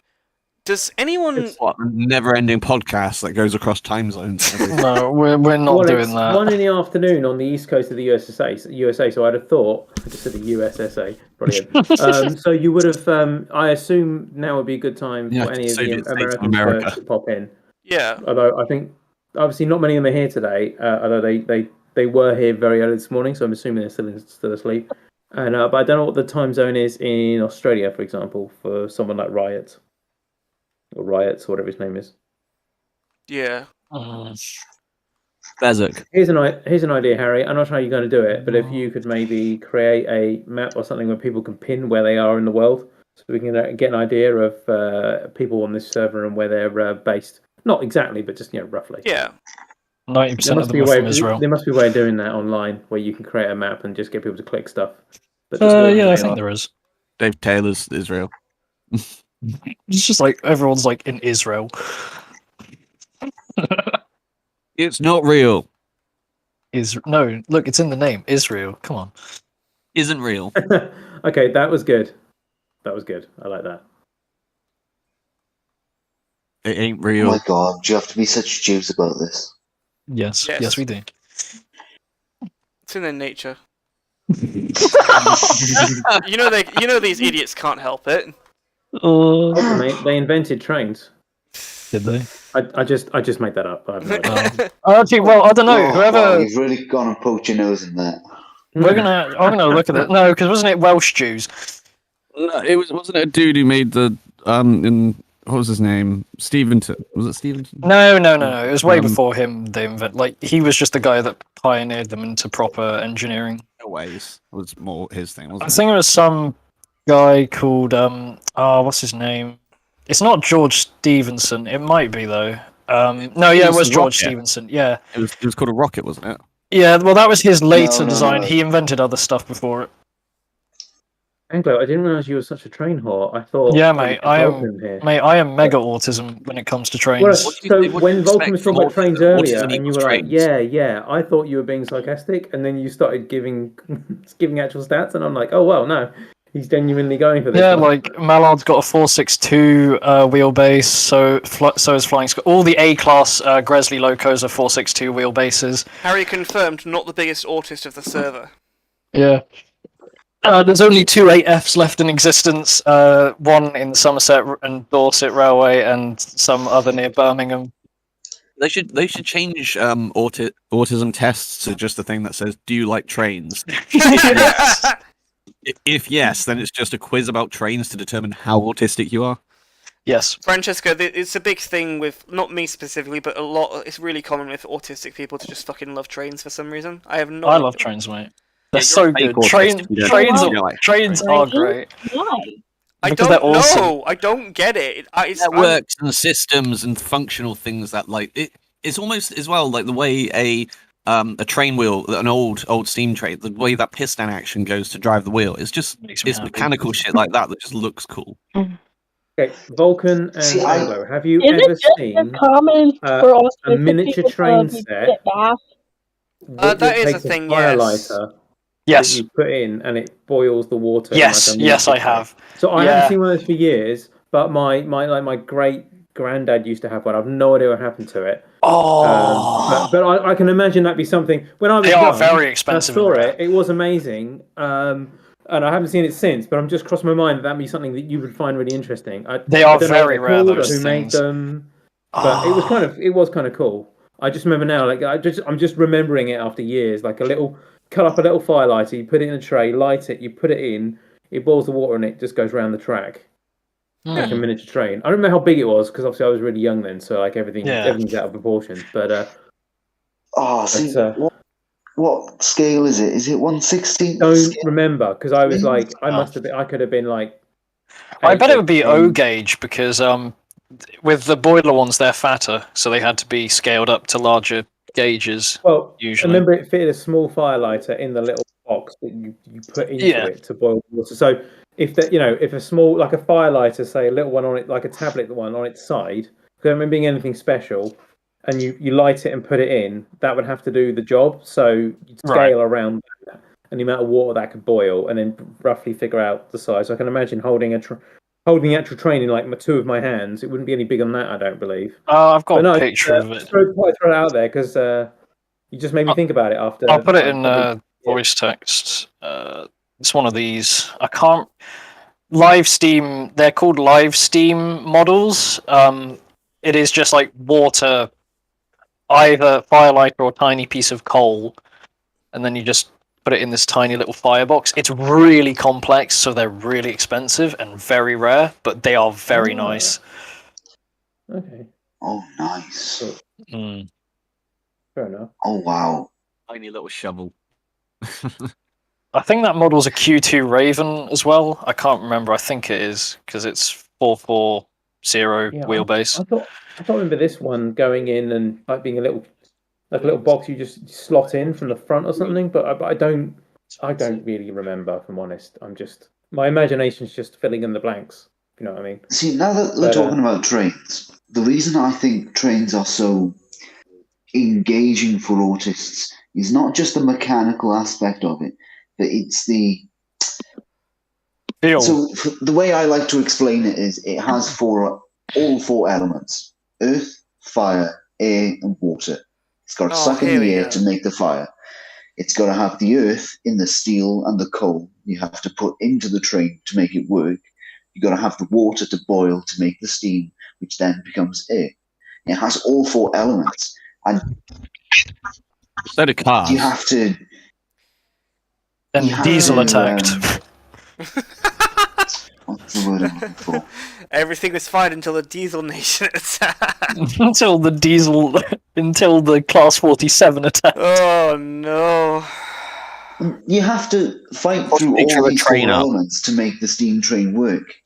And You when have I to say do that work, with it's many not other like a things car as we well. But there's more than 4 Yeah. elements. The ones you're talking about aren't real.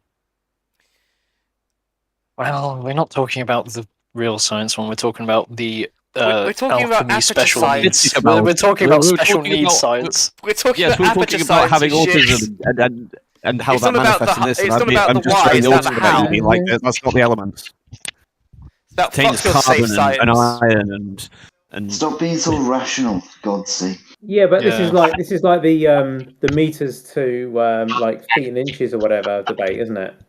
One is inherently more useful from an engineering and life perspective, and then the other one talks more to the individual and the human being's daily life. How you're, they're both useful in engineering. Like what? Ships were built in feet and shit. It's like the argument Depends. of... But it's been largely superseded by the metric system. Yeah, For you'll see most individuals- engineers, even in America, using metric. Oh no! Yeah. it's So, a fucking whereas, pain in the ass. whereas on an individual design level, for we you build and rockets me, for the Americans, and they want it all in bloody imperial. yeah, but Yes. you design it in metric first, then you convert it afterwards, don't you? So it's the same difference. No, it depends. Yeah, some. Because you know, It usually depends on the person who started doing the first drawing. Yes. Yeah. And sometimes they're a bloody burger. Yeah, this rocket's 10 burgers long. Pretty Whoa. much. Well, for context, More than basically 9.5 burger is another burger. word for what the fuck are they called? Americans, Francesco, you probably wouldn't get it. Hamburgers. Hello, American Francesca. This is how Americans talk about things. That's what Harry. Why are you explaining that to her, Harry? I've never heard her explain it that way, so you know. Interesting.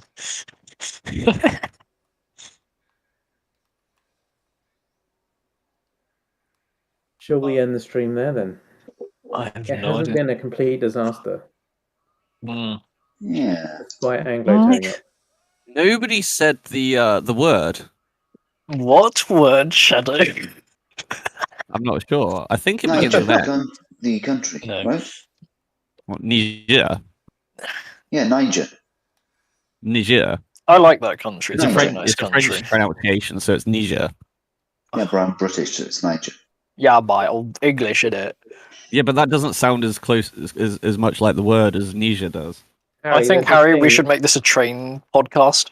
No, Yeah, Harry, I like trains. no. Yes. You autistic motherfuckers. Actually, there is actually one political thing about trains. Because coal in the UK isn't being extracted here properly anymore. Coal pricing for trains has gone up. Yeah, but how do trains run? What? Well, there's every preservation railway, Yeah, but so it and just there's makes- they still consume quite a lot. Yeah, they use a lot, but that just makes hobbyists. It's not No, going to 'cause they actually. have- Is that no, a 'cause real they have- economic? you can effect? go and actually go on them, and they'll take you up and down. But obviously, Yes. the cost of doing that is increasing. Yes, and on top of that as well, because the coal we do use in the UK now is extracted usually from Kazakhstan, it's actually more carbon emissions to get the coal to then burn it here than extract it in this country. I know, it's ridiculous. Like, we need to cut down our carbon emissions, so we'll increase them. That's the same with the shit in America where they're just like, oh yes, we need to adhere to the Paris Climate Accord. So we're not going to produce oil in America. Instead, we're going to ship it halfway across the fucking planet and then burn it. It's just like, why? Because America can't be seen to producing it because otherwise their emissions are too high. Yes. But they're just it's so retarded. It's like the meme of the guy who's got like his brain extends outside of his own head. It becomes his own chair to sit on. He's there, Yes. he's playing chess on a brain table with his opponent also being part of his brain, and he's just there with this like look of like, I'm so intelligent. It's like, that's how I look at this. It's like, boom, big brain. I am smart. Behold my intelligence. Unironically, that is how. Oh, Schwab. Yeah, he thinks he's a genius, even though he's a mongoloid. Yes, we starve the population. Then they will value their lives. Oh dear.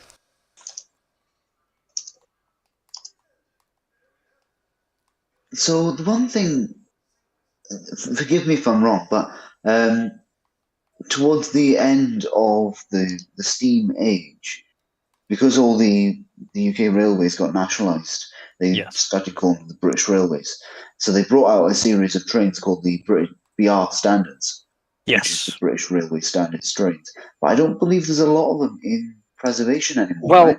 they're not. So they're not technically BR standard. It's that.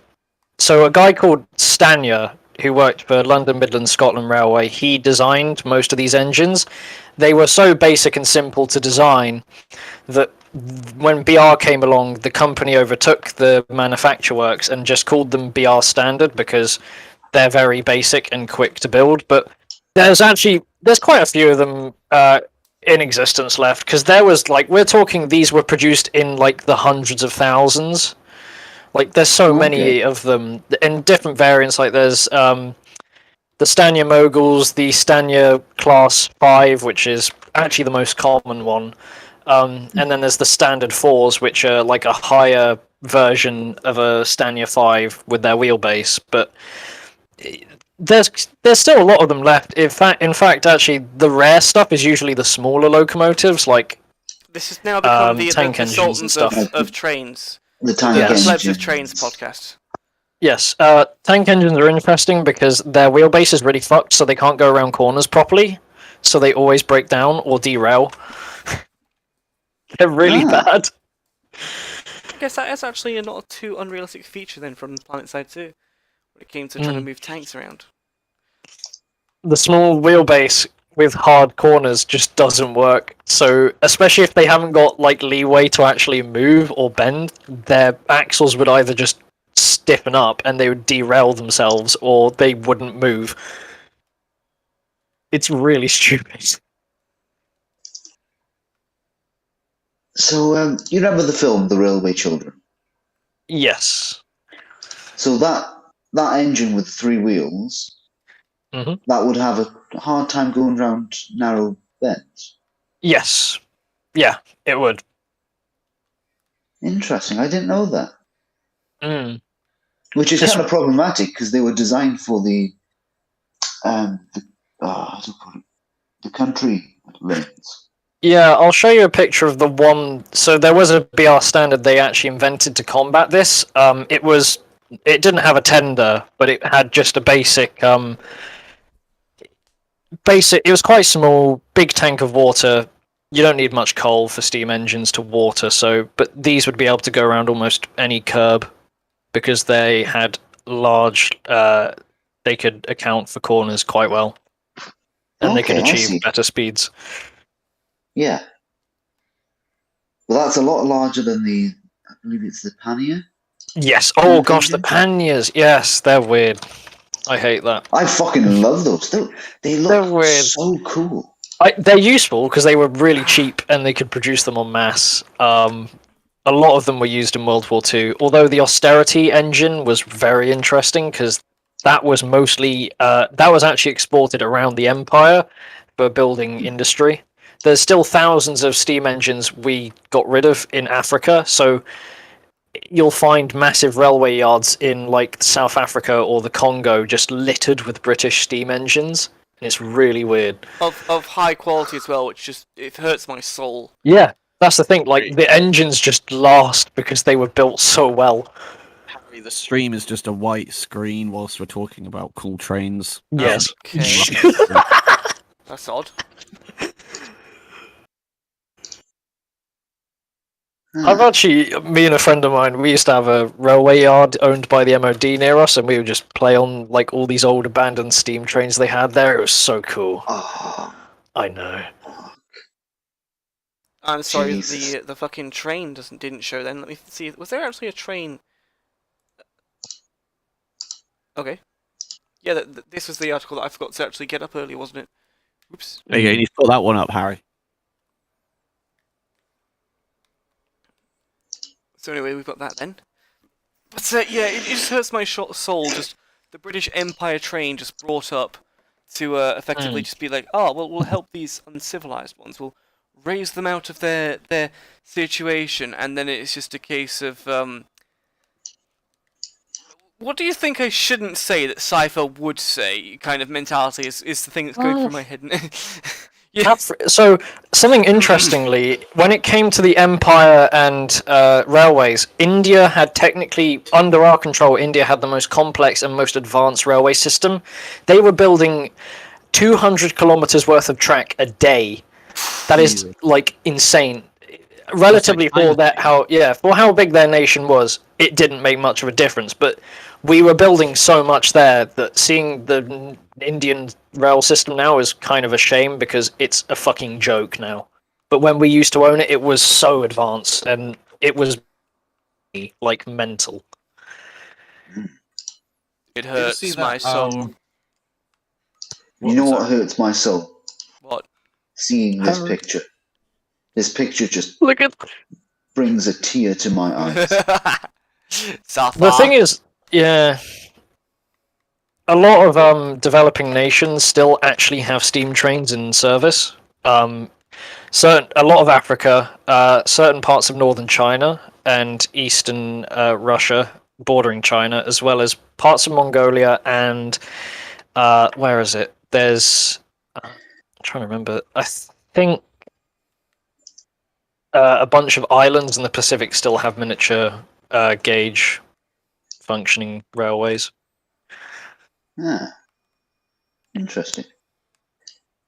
I know we have our like hobbyist railways, but I don't think there's any like mainline. No, actually reach like the Watercress line near me. That's the top speed is 30 miles per hour. And steam engine gearing system works is they're very efficient at inefficient at low speeds, meaning they're unnecessarily burning too much fuel, costing them more. It's a bit like the Wankel rotary engine. Yeah. But I definitely have to be concerned what I say in terms of I can't mimic but only a certain if you cipher connect it to the and gear her that words makes on you this go fast. podcast. Yeah. It'll just instantly get taken down. But effectively, the way that she speaks, I think the cipher would be good. Steam engines have a very interesting gearing though, because it's a reverser. It's not gear 1, gear 2, gear 3. It's just percentage-wise. You can technically go as fast in reverse as you can forward. What? Yes. Because the tractive base is the same, and it's just which direction you set the piston to turn first. So you can technically go Mallard could technically achieve full speed in reverse. You wouldn't want it. Oh, sorry. Jesus, you said like a dozen things at once there. Me? Sorry. It's actually when diesel engines were first introduced into the UK, the Class 47 was deliberately designed for its cab facing both ways so it could achieve its top speed in either forward or backwards. But that's relative to which cab you're in. But it's one of the design philosophies behind the single diesel unit engines when they first came around. We wanted them to be as simple and utility-based as a steam engine previously was. We wanted them to be as simple as. Yes. The only problem is diesel engine startups in northern Scotland in winter are horrific because they just tend to lock up because their pistons are so big that they'll just seize and you just can't make them start.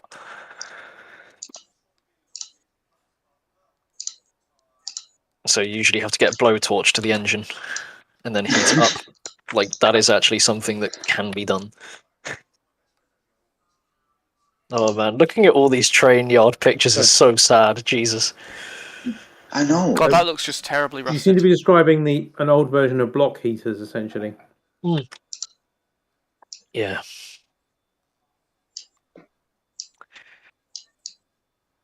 I'm surprised they don't want to ban trains because Nazis took Jews on trains to gas them. Therefore, trains are Nazis. Yeah. They need to be banned. It's funny. The carts they put them in were used specifically for sheep and goat herding. I think, like they would usually put sheep in them. Oh yes, Vulkan. Vulkan. That is a very good meme. How long did it take you to make that one? Probably Like only a 10 few minutes? seconds. I had to figure out how the thing worked first. But yeah, I see these old train yards and I'm like, these steam trains kept our country alive and we've just dumped them. It was the previous internet. Before the internet, right, so- Steam changed everything. So what you're saying, Vulkan, is not only do we have a duty to our parents, we also have a duty to steam engines. Yes. Yeah. Yes, we do. Yeah, yes, we fuck do. yeah. We have a duty to steam engines, right? Because we Don't have build more a city and autism. then not use it. 60s when they were dying out, we decided to put extra large fireboxes because cleaning them out, you had to get someone in to then open up the ashtray. What they did on the later ones is they made this quick and easy system to dump all the ash, clear it out with a hose, and the firebox was so easy to climb in, you could brush it out really fast. So engines could be used well beyond their lifespan. Yeah. Well, didn't they find out, wasn't it, Bittern was operating up until 1980 up in Scotland? Yes. Yeah. And when they did the BR standards and they tested the Mallard, they found that the Mallard had a reserve of power that they could still use. It was like... The worst thing is, as well, so in the modern day now, steam trains need to have their boilers replaced every 10 years, which is fucking hilarious because, no, a boiler on a steam engine can last probably 50 years or more, especially a well-built one. It's just a money insurance scam from the British government to try and get rid of them all. Admittedly, at this point, I'm not actually saying much because I actually don't have that much interest The in autism. trains. I really don't, so I'm just like... We have more autism than you now, You Harry. don't have that much autism, Harry. I love how, slowly but surely, every single stereotype and meme of this community has just been proven wrong. It's like, Harry's the most degenerate, and it's a case of no. And then it's like, Harry's the most weebry, and then it turns out that's also wrong. Said you the most? Whoever said you were the most degenerate? I can't even fucking remember who it was now at the same time. You know what? I'm going to send that to my work email. What, that fucking... That train? Yeah. To show it. This.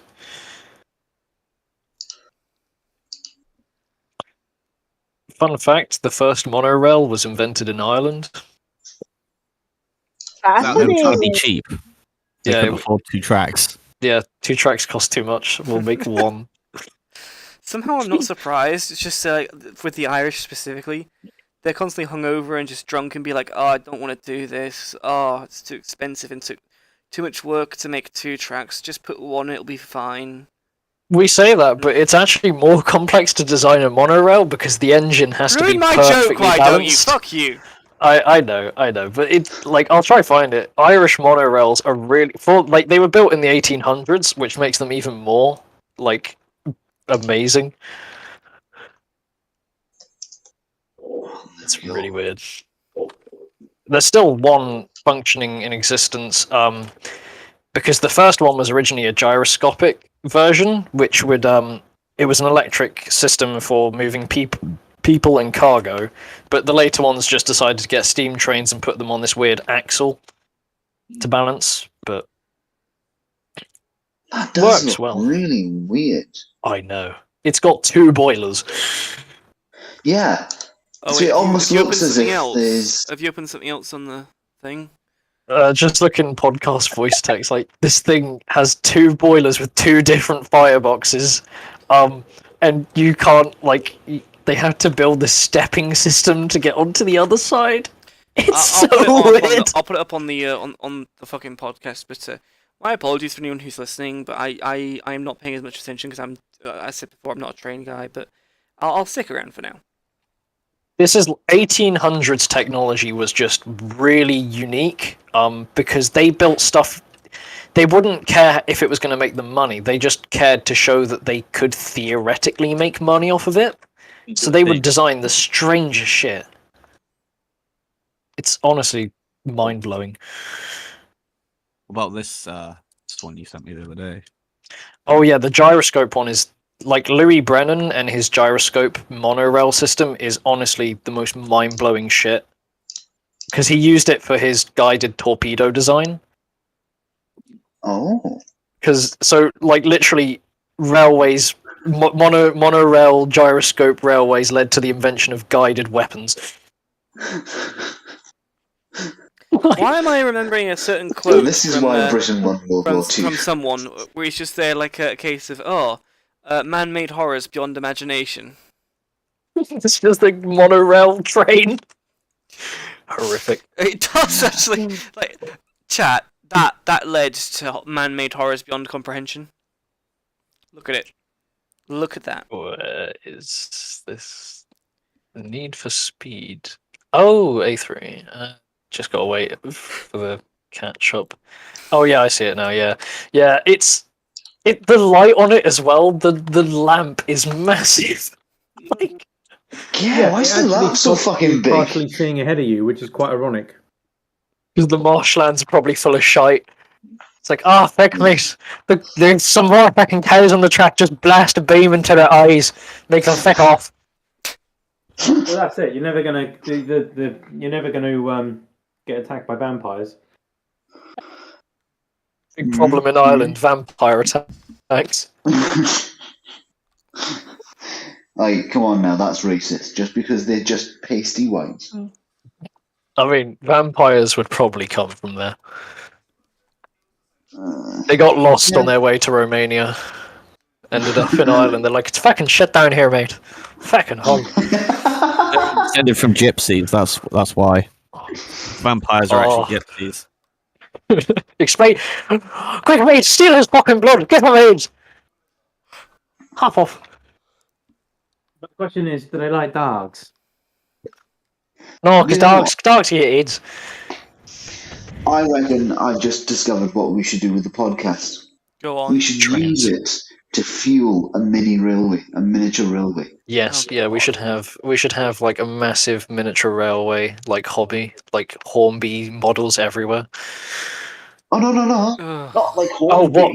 You can get miniature railways. We mean ones we can ride. Ones we can ride. Yeah. Yes. Yeah. Yes. I am fully in support of this idea. In public infrastructure, it's. Yeah, so what we do is we just run it around towns, run it in between, cities and whatnot. And because it's so small, we can put like aerodynamic cams on it, and people can lay down and sleep whilst they go in. If they move their head up, they get decapitated. With their knees up around their chin, reading a newspaper. It's like a coffin that you just get zoomed around in. Well, if it goes wrong, then everybody's already packed up, ready to be buried. Yeah, man. You just derail it into some graveyard. But yeah, fucking hell, I'd love to do that. Wait, is that from Eastleigh? Is that from that picture? Looks like it's from Eastleigh. I used to go there as a kid on the little riding trains. It's weird. There is still some miniature railways in the UK that were actually used by the British Army to move around like Lewis guns and stuff for fortifying the coast. It's still around to this day.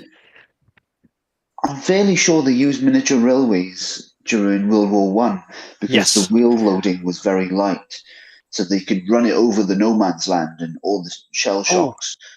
There was another interesting one. So there's this trench system in Germany that I visited on a battlefields trip, and the Germans moved artillery shells via a miniature railway system they built to the trenches. And when the British discovered this, they were like, holy shit, these guys had nice stuff, unlike us.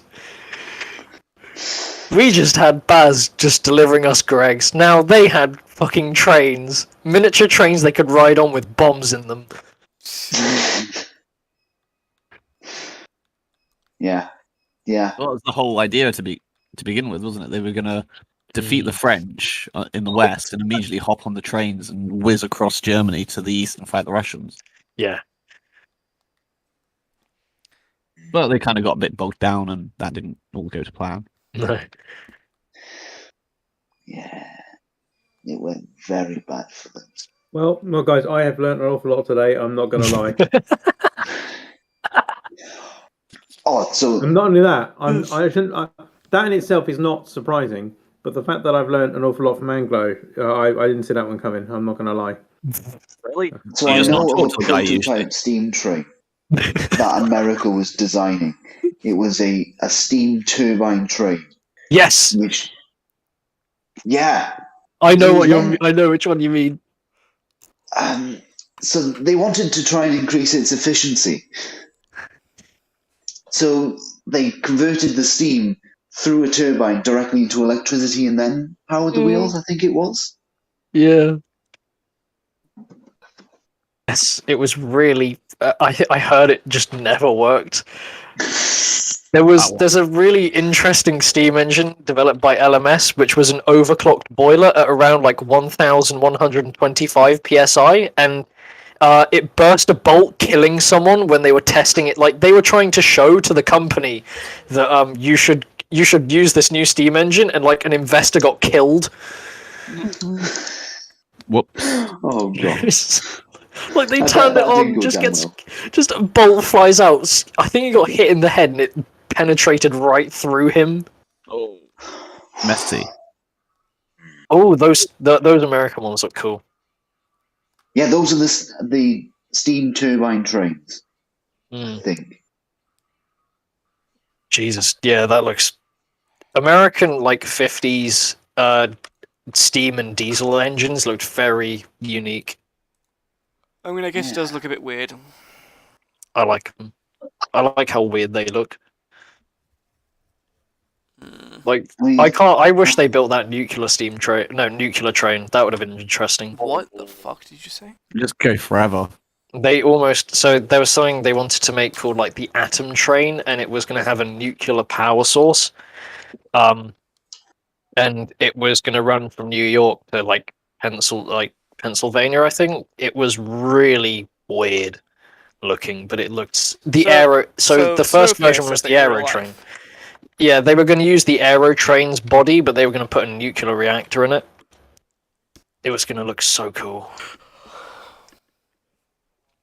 Just park it up if you need extra power in the local town, presumably as well.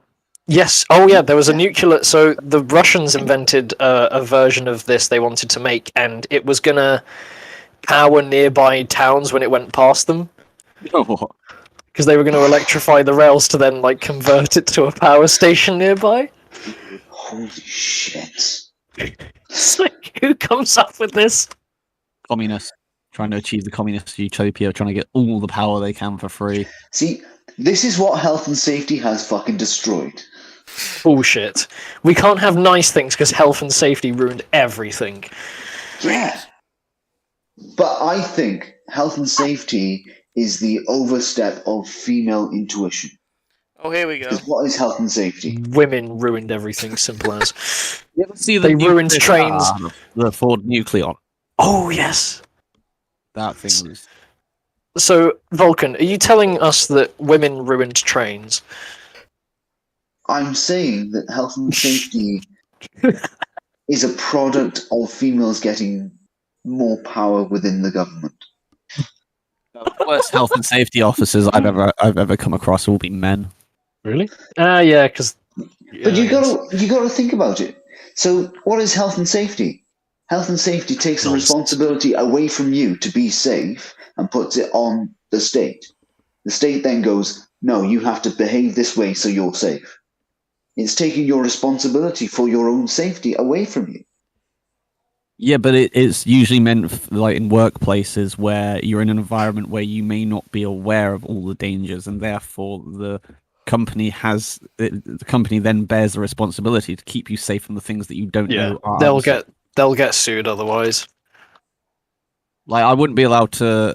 I use really nasty acids at work, and they wouldn't just be like, "Go use these acids." I've been on acid handling courses, as the acid handling courses don't teach you anything about how the chemistry or anything.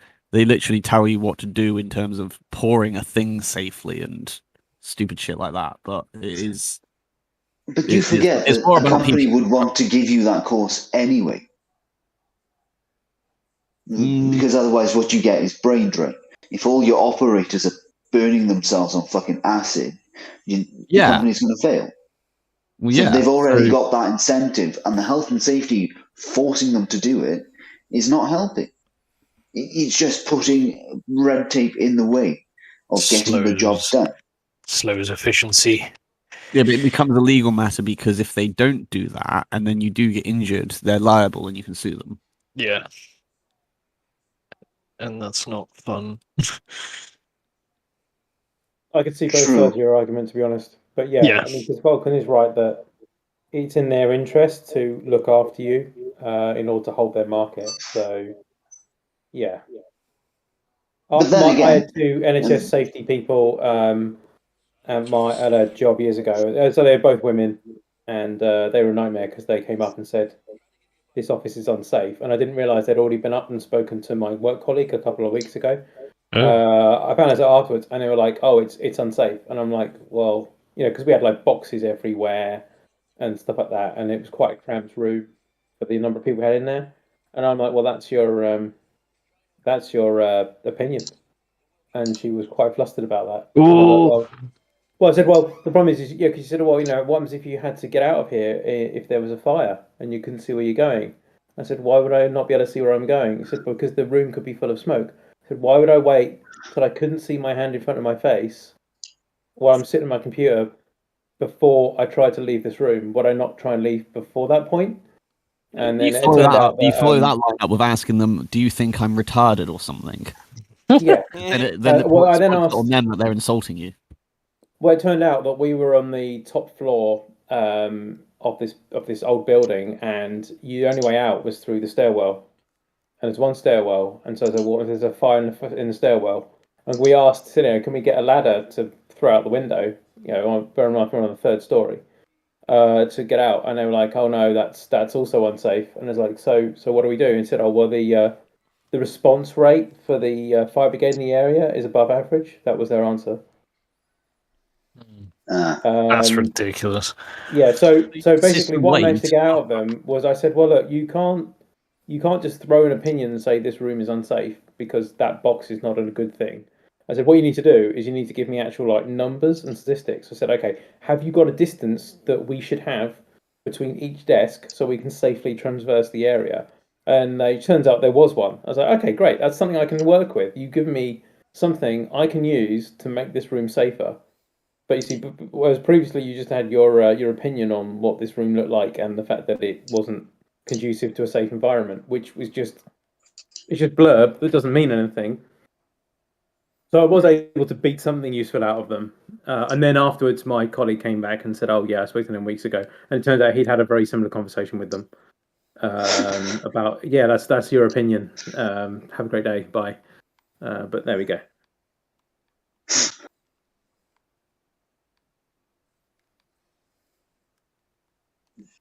Yeah. So it's funny. So we have to go on working from heights courses at work to climb on step ladders and shit like that. But we've got a room in the middle of the factory which handles all of our fresh water, and there's a good 4 meter high tank, which is maybe 3 meters by 3 meters, a circular cross section. And part of the checks to do when that room goes down, with the DI system goes down, is to climb on top of that tank and check whether it's full. But we don't need any, ladder courses to do that. It's just use your own common sense. If you don't want to do it, don't. You don't need health and safety to climb up a ladder and check on top of a tank. I was like, you would. But they just don't have one, so they just forget about it. That seems to be what you're telling me. It's not that bad, to be fair. But that's not an answer. if someone came along, if someone from health and safety came along and said, "Oh, what are the risks for getting on top of this tank?" You could a satisfactory answer couldn't be, "Well, it's not that bad to be fair." That's literally not an answer. That's most clearly, response. like it might be a good response, but it's not a because if someone fell off that 3 meters high and they hit the ground and broke their leg or femur or their head contacted the ground first, that wouldn't be so. I think there is supposed to be something. People have chosen not to process that particular problem with that particular area, even though everyone's done the right course. And until someone gets killed or injured, they won't. And then when they do, what they'll do is they'll probably just fit. They'll have someone external come and fit a camera or a sensor that allows you to check the depth of the tank without going up there, and that will resolve that problem. They're already and then after a massive payout. So that's probably how that one's going to pan out, just so you know. And I'm not even massively into health and safety, and but yes, I can imagine that's how that's going to work. Yeah, they've already talked about putting sensor in the tank to check the level. But to be fair, I like jumping on top of the tank and taking a look in. I like the presence of danger. Makes it exciting. You should come work where I work and hop on top of a fucking rocket fuel tank. Oh, I fucking love that. I fucking love it. It's why I quite like cycling to work. Hydrazine. Because there's an element of risk to it. It's like make you feel alive over at any minute. What was I thinking otherwise? No idea.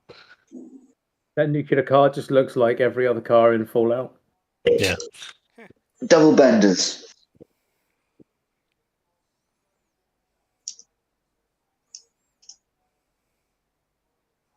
So, up in the hills of Wales, Scotland, anything really mountainous, where they designed. Sorry? Up where the hill people are. All people, you mean? Yeah, the proper people. So they designed special trains to go on these mountain tracks, so you didn't have to physically turn the steam train round. Yes.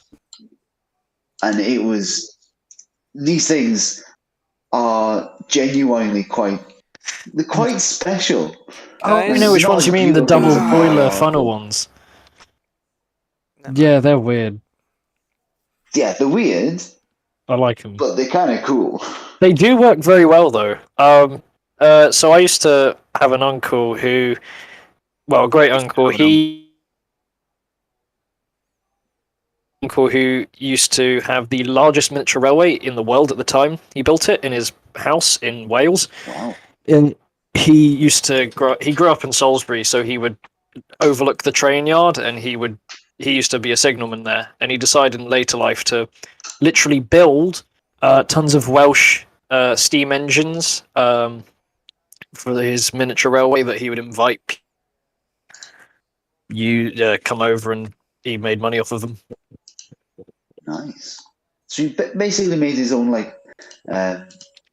amusement park out of a miniature railway. Yeah, he built it all himself. We used to have in the garage somewhere all of the tracks and trains, but it got sold off, sadly. Jesus. Yeah. I have a VHS somewhere of a documentary about his railway, because it was at the time, Eastleigh hadn't built theirs yet, and the ownership of that weird, slightly larger than usual miniature railway was still getting put under different management, so it was no longer owned by the government anymore. So he had the official private largest train set in the world. Wow. I mean, I'd love to do that. I'd love to buy just a massive open garden and just lay it all out. It would be so good. Yeah. It'd be better than a garden. Would just be like having a little community where you have the train go to all your mates. Oh, that'd be so cool. Oh, you can literally do like the bus run where you take all your kids to school on a fucking train. The local school run will be done by the fucking train. That would be so cool. Oh my god. Oh yes. Come on, kids, we're going to school. Get on the train. Just got to start up the firebox. Maybe I should get going. Get ready to get tea ready. So if you don't mind, I'm thinking of ending this Alright. this episode Okay. here, and then you guys can just keep talking for a while if you want on the. I can't believe like it was supposed to be a podcast on normal things, and it's all just been trains for so long. Now, how do I actually do this? Give me a second while I start working out. Close Please- everything. Someone make sure that they're actually watching the thing. Just. Oh, look. Yeah, I got it up. I have so many